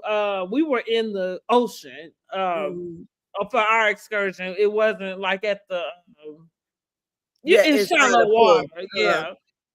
So yeah, I was nervous about that, but honey, them dolphins, like, and funny enough, they do give you like information, like as you go into it, and that's what they Waivers said. Like aside. they save people like who go overboard and stuff. Like dolphins are Yeah, probably the nicest animal. Yeah, I would look for a dolphin if I go overboard, but You definitely won't mind touching one in. Girl screaming and hollering because I'm touching it. No, I tell you, I'm the kid that's in the petting zoo crying. That's me. I don't want to touch me. No, I'm just that way. But yeah, I can understand that Brandy thought she was going to hang with the cool girls and try to do it. Then when she got in there, she's like, oh shit. What did I actually do? Because it sounds cool. But she was funny talking about, did she get her wheel in order and stuff? It was like, girl, you can stand up in that water. What are you talking about? Yeah, she's afraid that she's probably afraid that dolphin was gonna freak out and do something. You know how they always have the strangest things happen. Something real weird. That's true. Like, Lord, if I wouldn't have got in that 3 feet of water and slipped and messed my head and had that dang little dolphin hump on me, I wouldn't be here meeting you at the pearly gates. But anyway, so when they arrived back to the Airbnb, Dr. Contessa said she already took her bath for the day, so she ain't taking another one. Now that was funny. I'm like, girl, you was in there with dolphin piss. Yeah, you definitely have to wash that salt water off of you now. Now listen, I sprained my toe when I was out in DR on the first day somehow. I don't even know how it happened. My third toe. But I was telling my son, I said, I think the salt water is helping it. I really do feel like it was helping with the swelling and everything. So I had made it my business to get my tail out there to the salt water every day, look, to soak my foot around. Yeah. However, you gotta rinse that salt water off of you, girl. You know better. Uh-huh. And so then basically, even if Dr. Heavenly shows. Go ahead. I was gonna say, even if you don't like do no hardcore soap or whatever, you gotta get in there and rinse yourself off. Yeah. I don't know. That don't leave a smell anyways. No. That's not me. But go ahead, Dr. Contessa. She what is she? What was she in the Navy? She's Navy strong, girl. Go ahead with it. She's used to that shit. Just make sure them pits ain't. Girl. But she was funny talking about she washed up at the dolphin place after she already told about we can do a whole bath. Like maybe she's just trying hard here in this episode. Right. But anyways, it was funny. And Heavenly, what do you call Hurricane Heavenly enters. Toya said, y'all help Heavenly with her bags. I'll see y'all later. I thought that was a little funny. Right. Dr. comes in. Simone says she's calls her trash to Toya. Got mad because Dr. Heavenly hadn't spoke to her yet. And that's the end of this episode. Dr. Heavenly arrives. She says she arrived because Quad called her up and told her what was being said. And she had to come there and set the record straight. Dr. Heavenly said she paid for her own ticket to get there. She booked, as soon as Quad called her, she booked her trip the same day, the first one out. So she could come down there and set the record straight, because she don't want it to seem like she was trying to have Simone fired or anything, because she would never do that to her. She said so she didn't want that put out about her, that she was trying to make her lose her job. She said no, that was not it ever. Well, I guess that's what we're gonna find out. Yeah, so that's it.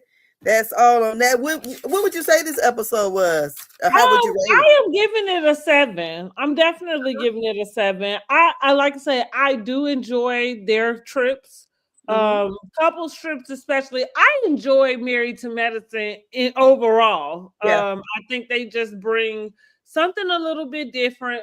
While they have the same petty drama that everybody else has, I feel like their drama is way more authentic, because the group, for the most part, they do seem to know each other. Angel, well, no, because she's connected to Quad, outside of the show. So I'm like, they generally, Quad was the one she needed to get somebody in, with her that she hung with outside of the season. Yeah. Because I feel like that's what the big issue really always is with Quad and the rest of the group. So yeah, I'm giving it a 7. Like, yeah, it wasn't, overly spectacular. I'm okay with them not having this great deal of, like drama. Yeah. And look, I'm glad to see Contessa be in a position where she can shine. Yeah. And not really be, looking like you just try too hard. This is, I feel like, listen, we at the house with the pool, so you can wear all of your skimpy clothing. Yes, and it is all appropriate. Yes, I really enjoyed it. I like the games they played. And I also like that Contessa did say, do we concede that, emotions was, high, and that, maybe we can get past all this or whatever, letting Simone know that she was hurt, but, let's try to move past. She wants to try to bring the group together, so it won't be a severed group.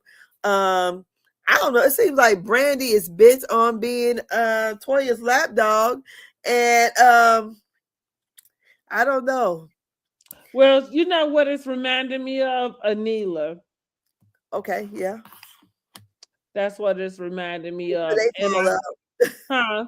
That's what Dr. Heavenly said. Yeah, she said till she get tired of kissing Toya ass, they want to come on here. No.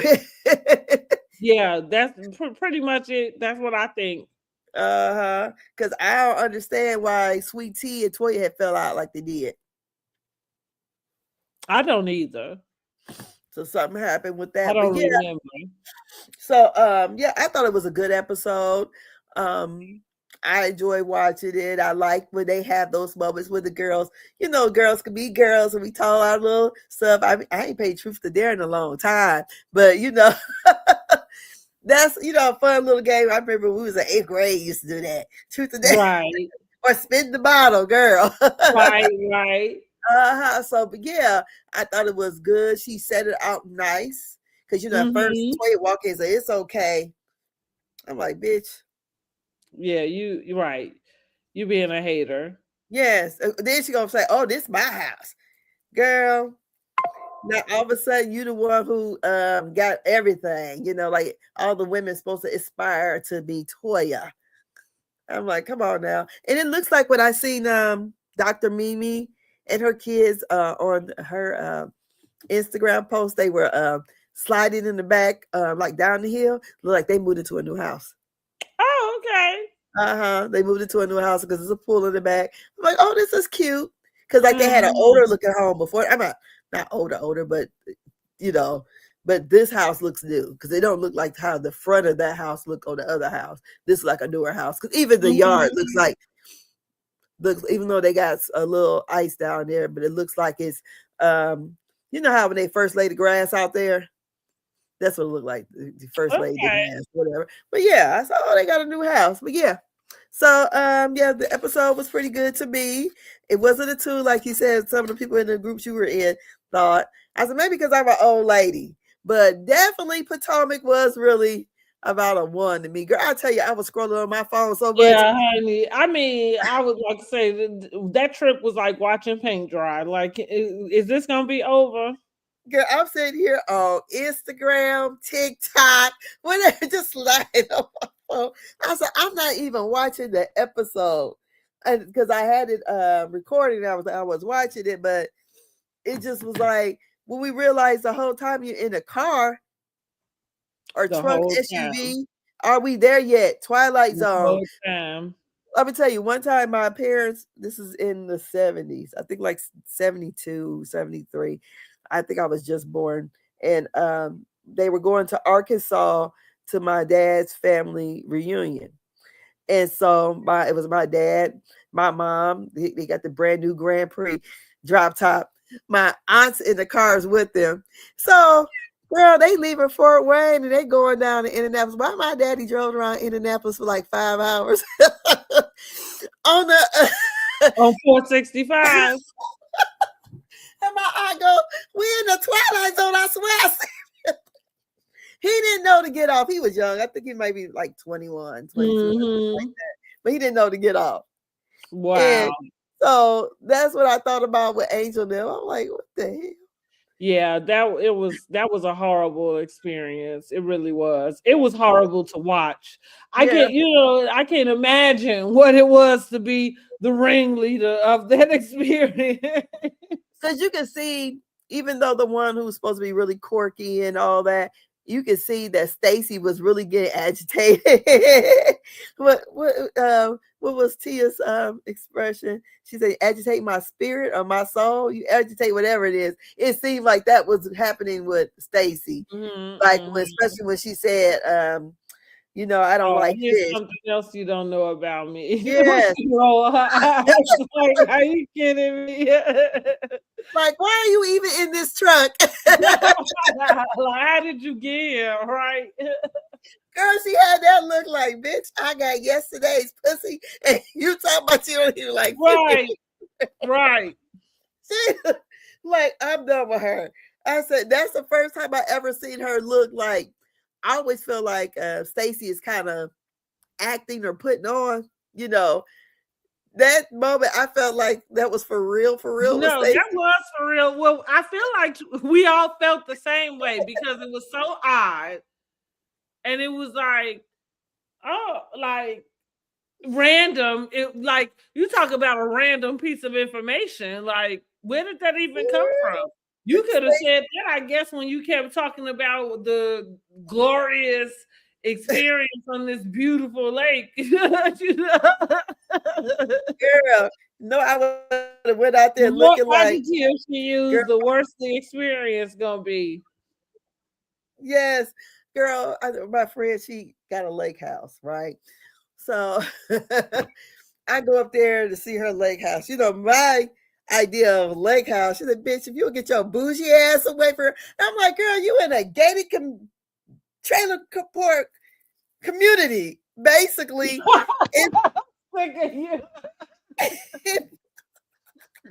When I got there, I was just so outdone. But I mean, it was. Did she have a pond or a lake? No, it was one of those man-made lakes, and it was in a gated place. But the first thing, and she see the expression on my face, I'm like, she's get your bougie ass. I just figured this. I don't know what I thought. I thought I said, this is what people be saying when they go into the lake. They come into stuff like this. She was like, probably so. But it was a nice. You know what I think about when somebody tell me a lake house? Now, as far as the house, I think the house part of it can be relative to whatever it is. You know what I mean? I guess whatever it is you could afford. But the main component to a lake house for me would be that you have I don't know what it's called, but that you live in the back. You know, like that there's a lake in the back that you can hit your boat up to. Like that would be my idea of a lake house. These parts around here. Yeah. When them motherfuckers they going to the lake and they got their lake houses, girl, the motherfuckers is on in the trailer parks there. It's a man-made not lake. the ones down over there in HSC though. Like they got their houses and they got the boat. I don't know what it's called the boat decks or whatever, but right in the backyard. For these average people who live middle class lives, when they say they going, because all the white people I done heard talk about going to them, they all live in their lake house are trailers. I said, oh. Right. Now listen, I ain't mad at y'all for making it do what it do. If I ever have a trailer and I was on the lake, I'm gonna tell you I'm in a lake house too. Girl, it's a whole community of it. I was just shocked. I mean, don't be mad because your house not on the lake. I ain't gotta be there. But she has when I bought this really nice golf cart. I mean, she doing it. I mean, she doing white people stuff. My friend, right. Okay, I might need to be a trailer park. I said, look, you fitting in down here. I said, it's getting dark. I got to go. I said, but we went down there to the lake. It was nice and clean. I guess I appreciated being man-made because it was clean. And then, I had the areas where if they only had maybe maybe tents out there or whatever, because you got to pay for your lot, just like they pay at a trailer court or whatever. But it also pays for the upkeep around there or whatever. So when you come in, you got to punch a little number in, the little gate open and stuff. I said, oh, girl, I went back there. I said, oh. My friend was like, girl, you get your bougie ass. I said, well, this is not what I expected. Right. I hear you. I mean, but she got one. I don't. So shit. Right. That's what I say. Don't be mad because your house ain't on the lake. Because she might call me up. So, what you doing? Come out here to the lake with me. I said, okay. Girl, drove out of what? I think it's in Shipshewana or somewhere around there. About an hour or so away. Drove up there, girl. I was like, okay, it's getting dark now. Right. We're around sundown towns, girl. Let me get the fuck up from here. My black ass get caught up around here. No. But yeah. But so that's my experience with a lake house. I said, oh, and to hear some of my daycare parents talk about them, I'm like, oh, okay. That's what y'all do. I pass. Right. I don't even like neighbors. So I just assume some glorious, like Dr. Heavenly Son house. That's what I thought. That, like to your point, that is what my idea of a lake house would be. Yeah, that's what I was thinking. The house didn't have to be so spectacular, but it's right there where you have the easy access. Exactly. That's what I'm like. The house, it can be big, it can be small, but the main component to a lake house is you got that dock to get out on the lake. Yeah. Okay, we just had to drive down a little bit with our little golf cart, but I'm like, go ahead, girl. You doing shit. I ain't spent $9,000 on no golf cart, so go ahead. Do what you do. I love it, girl. Okay. I hear you. Girl, make it do what it do. Girl, yes. So yeah, but I thought the whole trip with the Married in Medicine ladies looked nice. So I'm really waiting to see how Hurricane Heavily lands next week. And hopefully I agree. Her and Dr. Simone get it together. I agree. I agree. It's nice that Contessa is the peacemaker after all that shit she did last year on the first girls trip. It is, honey, after acting a damn fool. But go ahead, girl. Listen, I'm gonna give props where they do, right? The trip is going very well. But Contessa gonna find herself in the middle of something. It don't matter what. So here we are. But the trip is going well. It really is. So yeah. So I seen DJ Richie Sky talking about Dr. Jackie. Mm-hmm. And maybe saying it may be a time for her to possibly exit because she's not really giving anything or either just becoming a friend of. So. I think I can understand that, but to be honest, I notice she doesn't really add much to the episodes in every, season. But I would give Jackie kind of like the role of the anchor of the show. Like, Yes. I believe that for me, she's the medicine in the Yeah. marriage medicine, even though they got other, people in the field, Dr. Simone, other doctors and things. But I don't I don't know how it happened. Maybe it's her status in Atlanta. Mhm. But it feels like she's just kind of set up to be the staple of almost like and even though this is not true, I'm actually making this up because it's almost like as if she was the person and everybody else has been, what I mean, kind of formulated around her Her. in a sense. And so yeah, I think Dr. Jackie does fine to come there and sit. I've never complained about Dr. Jackie.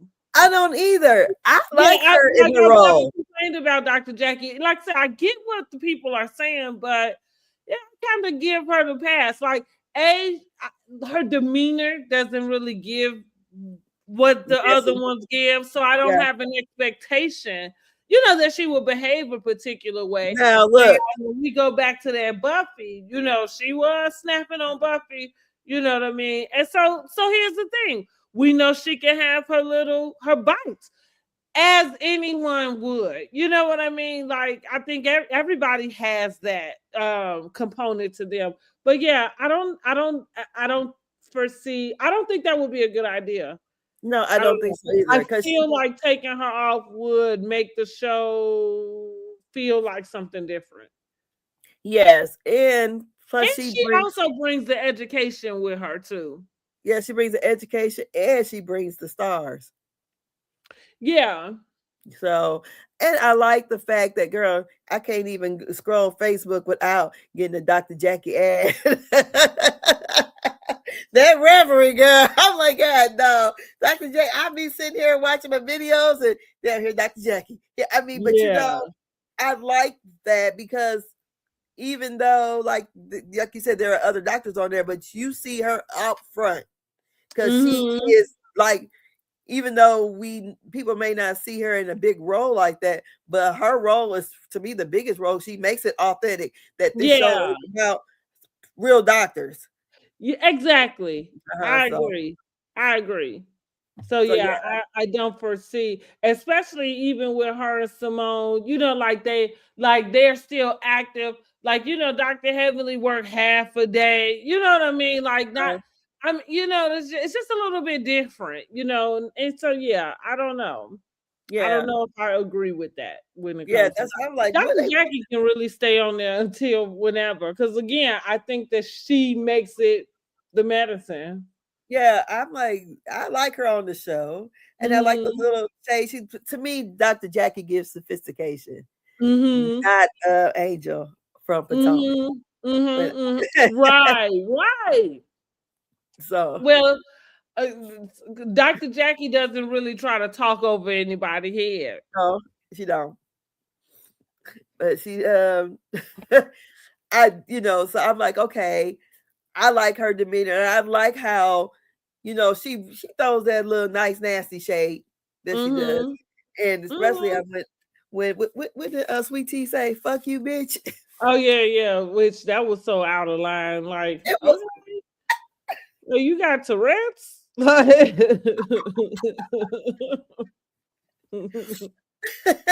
and Dr. Heavenly said, just know Jackie ain't never fucking with her no more. Right, Just you right. call me a bitch on TV. I was like, hey, you Mhm. young enough to be my kid, but yeah, I thought, yeah, when he said that, I'm like, what they want out of Jackie? Yeah, I don't right. She Yeah, I should don't be know over what there your hooping and hollering, expectation acting a is of fool. her. And like I said, because of the way she presents herself, I don't have an expectation. Like, I don't expect her to act like Heavenly. No. You know what I mean? I don't expect her to act like Simone. You know what I'm like? Yeah, I think she's fine in the role that she played. Like, I've come to accept what she give us. And like I said, and I've never really found myself complaining. Like I had mentioned that about Candy, on Atlanta. I thought Candy really got it pretty easy. She skated through for a long time, even though she had the surrounding characters of her family, like they kind of gave her some of these ensemble. yeah. But yeah, I think she skated through for quite a bit. So what do you think about the ultimate girls trip? You seen the photos? I'm excited about Yes, it. I am too. Yeah, I do. I would have to agree with Kenya. I think it should have been all OGs. Now, I know Carlos mentioned, like, okay, well, Portia, like, even if she's not part of the first season crew, like, she's had longevity on the show. But there's some, like, I feel like this 20th anniversary should have always stayed true to the people who've been watching for 20 years, you know what I mean? Which one of them people would be me. Um, and I've always had a favorite housewife. I mean, they've changed after 20 years. So like Vicky, had been my favorite for OC. Bethany had been my favorite for New York. And so I think they all should have been OGs. That would have been nice. I like the idea of them going around to the different cities. Yeah, and I'm just excited to see what they got, see what they're gonna be bringing. So like Atlanta gonna be turned up for real. I Yeah. might not watch the whole thing, but I'm gonna watch when it gets to I Atlanta. definitely will watch the whole thing. Yeah, I definitely watch I'm not the whole familiar. thing. I gotta go and watch all those different housewives shows. I don't know none of them ladies. You might not have to go back and watch them though, maybe, but maybe you do. I have no idea who none of them white ladies are. Yep, and so that's kind of what I mean in a sense of paying homage to the 20-year of Housewives, because OC were the first ones. And that's, like I said, I started with OC, like before New York, before New Jersey, before Atlanta, before all of them. And OC was like, even now today, OC feels like its own show, even though they all housewives. But it feels like they got the same drama, but it just feels like they got something totally different going on over there than the rest of the housewives. I don't know what that is. It's really strange. But I mean, I don't know. Do you need to? I guess maybe you should. Maybe you should get a I don't know their names or nothing. Countess Luann, like she might go and sleep with somebody again. Like that's like the last girls trip they did. OC is different than OC is different than Beverly Hills, then, right? Yes. See, I don't even know. See. Yep, Orange County is different than Beverly Hills. Okay. Yeah, girl, go ahead and go and catch up on them there. Who from Beverly Hills? Oh, Kyle Richards, right? And who else? Is there anybody else with her? Yeah, I don't know. I don't know them ladies. I only know the black ones. But here's the thing. So this, most importantly, what I can say for sure, because again, going back from a person that watched from the beginning, Atlanta most certainly put them on the map. Like they were popular, and and it was growing, but Atlanta, it just blew up, right? Like that's it. And then I feel like everybody else had to come back and kind of revamp. They had to make it a little more interesting. But even like New Jersey, they had Danielle Staub on there with the lady had wrote a book about her. That's where Teresa flipped the table on her, like little stuff like that. It was so just authentic and good, but this is real stuff. Like nobody made that up. This lady really had a book out here about her, aliases and all her, engagements, and she done changed her name, 5 million times. So the people trying to figure out like why, you know what I mean? Like if she dangerous, and then she didn't seem like she had all her screws. But yeah, I'm saying it was good. That was a time before everybody learned how to produce themselves. Oh, because I caught one day I was, the TV, I always have the TV running, and I caught what it was some reruns of New York. Mm-hmm. And I'm like, I'm sitting down, I'm like, oh, these white ladies.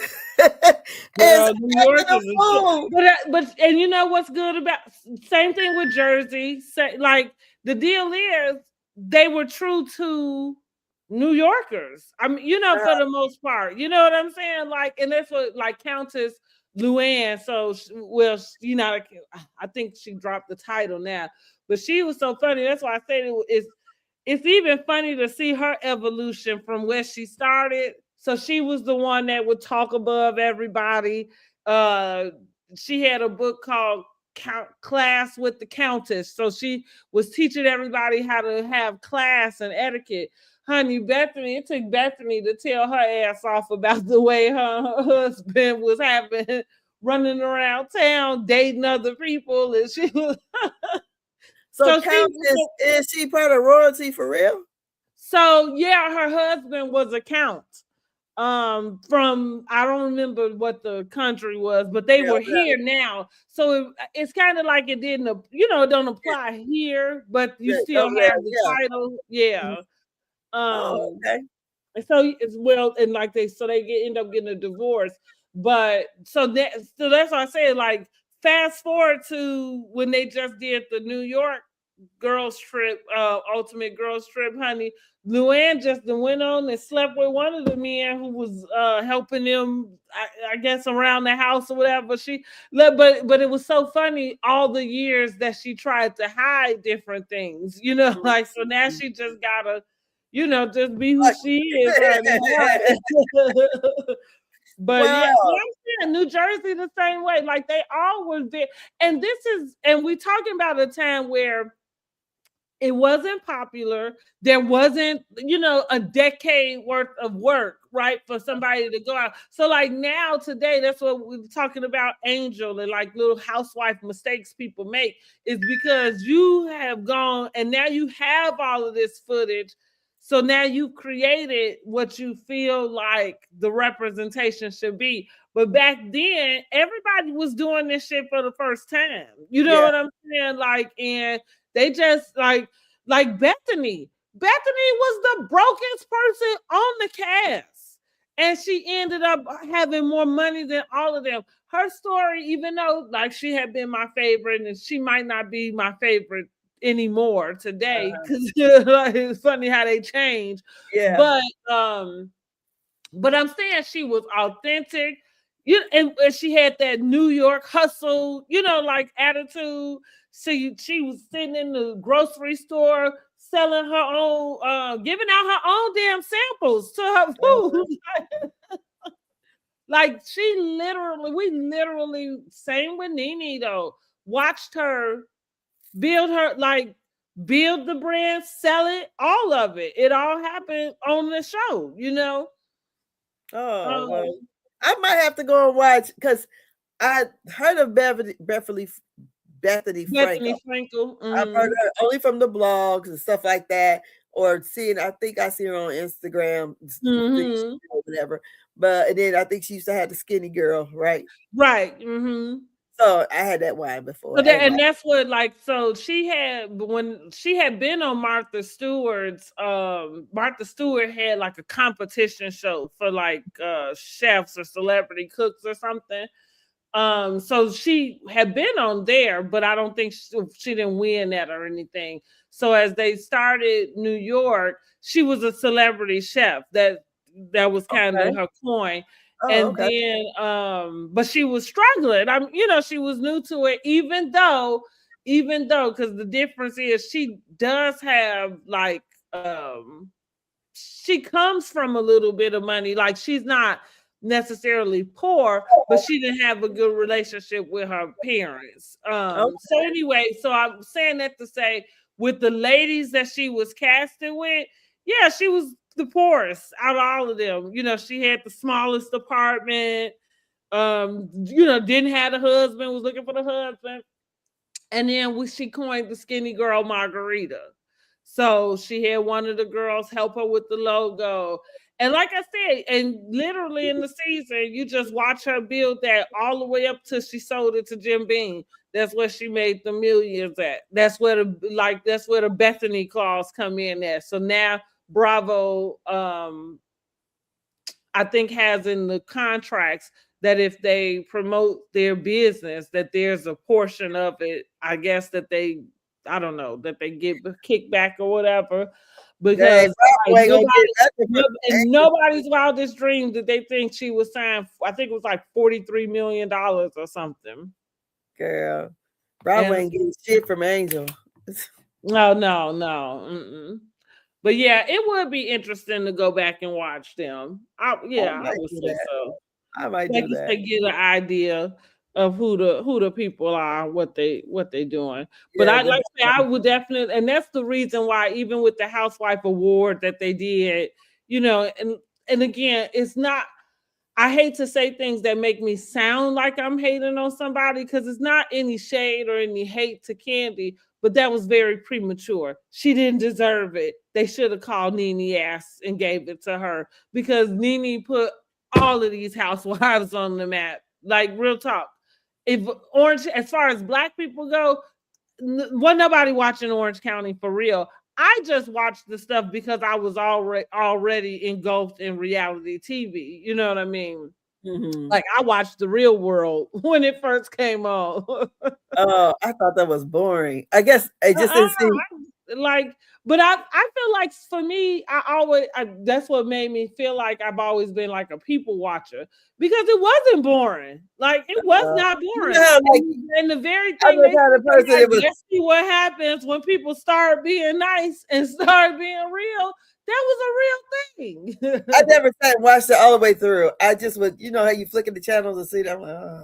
And the interesting part about that is that was probably the only like real reality show, in a sense, because them people filmed all day, every day. They had production living in the house with them. Mm-hmm.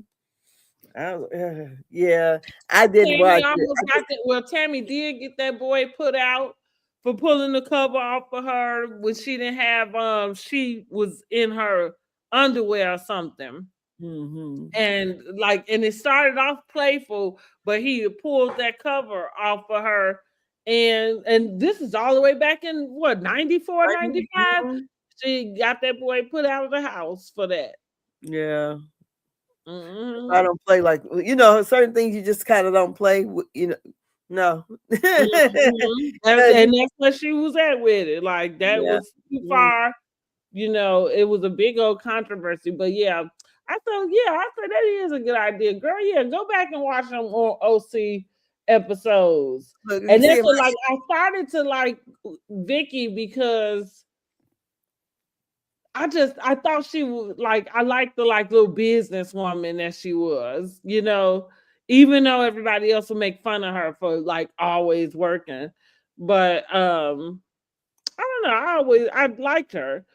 Now, maybe not so much today, you know. Same as Bethany. Yeah.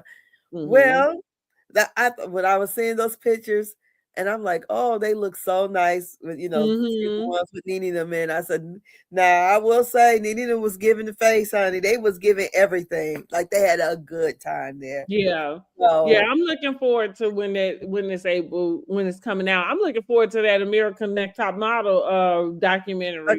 I've seen that too, yeah. Mm-hmm. I think I used to watch a couple episodes or two, kind of when Eva was on there. So I remember seeing that. But girl, I think I watched American Idol and then got so pissed off when the person I wanted to win, and when I stopped watching that shit, I'm calling. I watched American Idol for some time, but it's been a long time since I watched it when it first came out, and I got pissed off with it when Tamara Gray didn't win. Mm-hmm. I was so mad at him. And when they got rid of Jennifer Hudson, I was just done. I was like, It got like for me, it's just a little too repetitive now. Now I'm a little sick of it. Yeah. But yeah, that's it, girl. Let me go and take my ass on the bed. It's 12:09. Right. Him kids are here early in the morning. But yes, I thought it was a good review. And we can so we'll be seeing Karen on Sunday. And then we'll see how Heavenly and Dr. Simone get along down there in Florida. Yeah, let's see. I'm looking forward to the Karen episode. Yes. I'm really. I said I wanted somebody brought her a braided wig to the jail. This is what that was. She said that they took their hair out and made her some extensions with their hair. It better not be that damn braided wig. That's what she said, girl. That's what she told the people. That somebody took their hair out? That's what she said. I didn't even know anybody had access to extensions in jail because I thought you couldn't have false hair. But that's what she said. Girl, don't give me lying. I don't know. I ain't never been. I mean, right. Listen now. I'm not the expert on how to go. I know folks have been, but I ain't never been, honey. That's one record that's really good. But alrighty then. So we'll see you guys on next Tuesday. Yes. Alrighty. So you have a great evening or great morning. Right. See you guys later.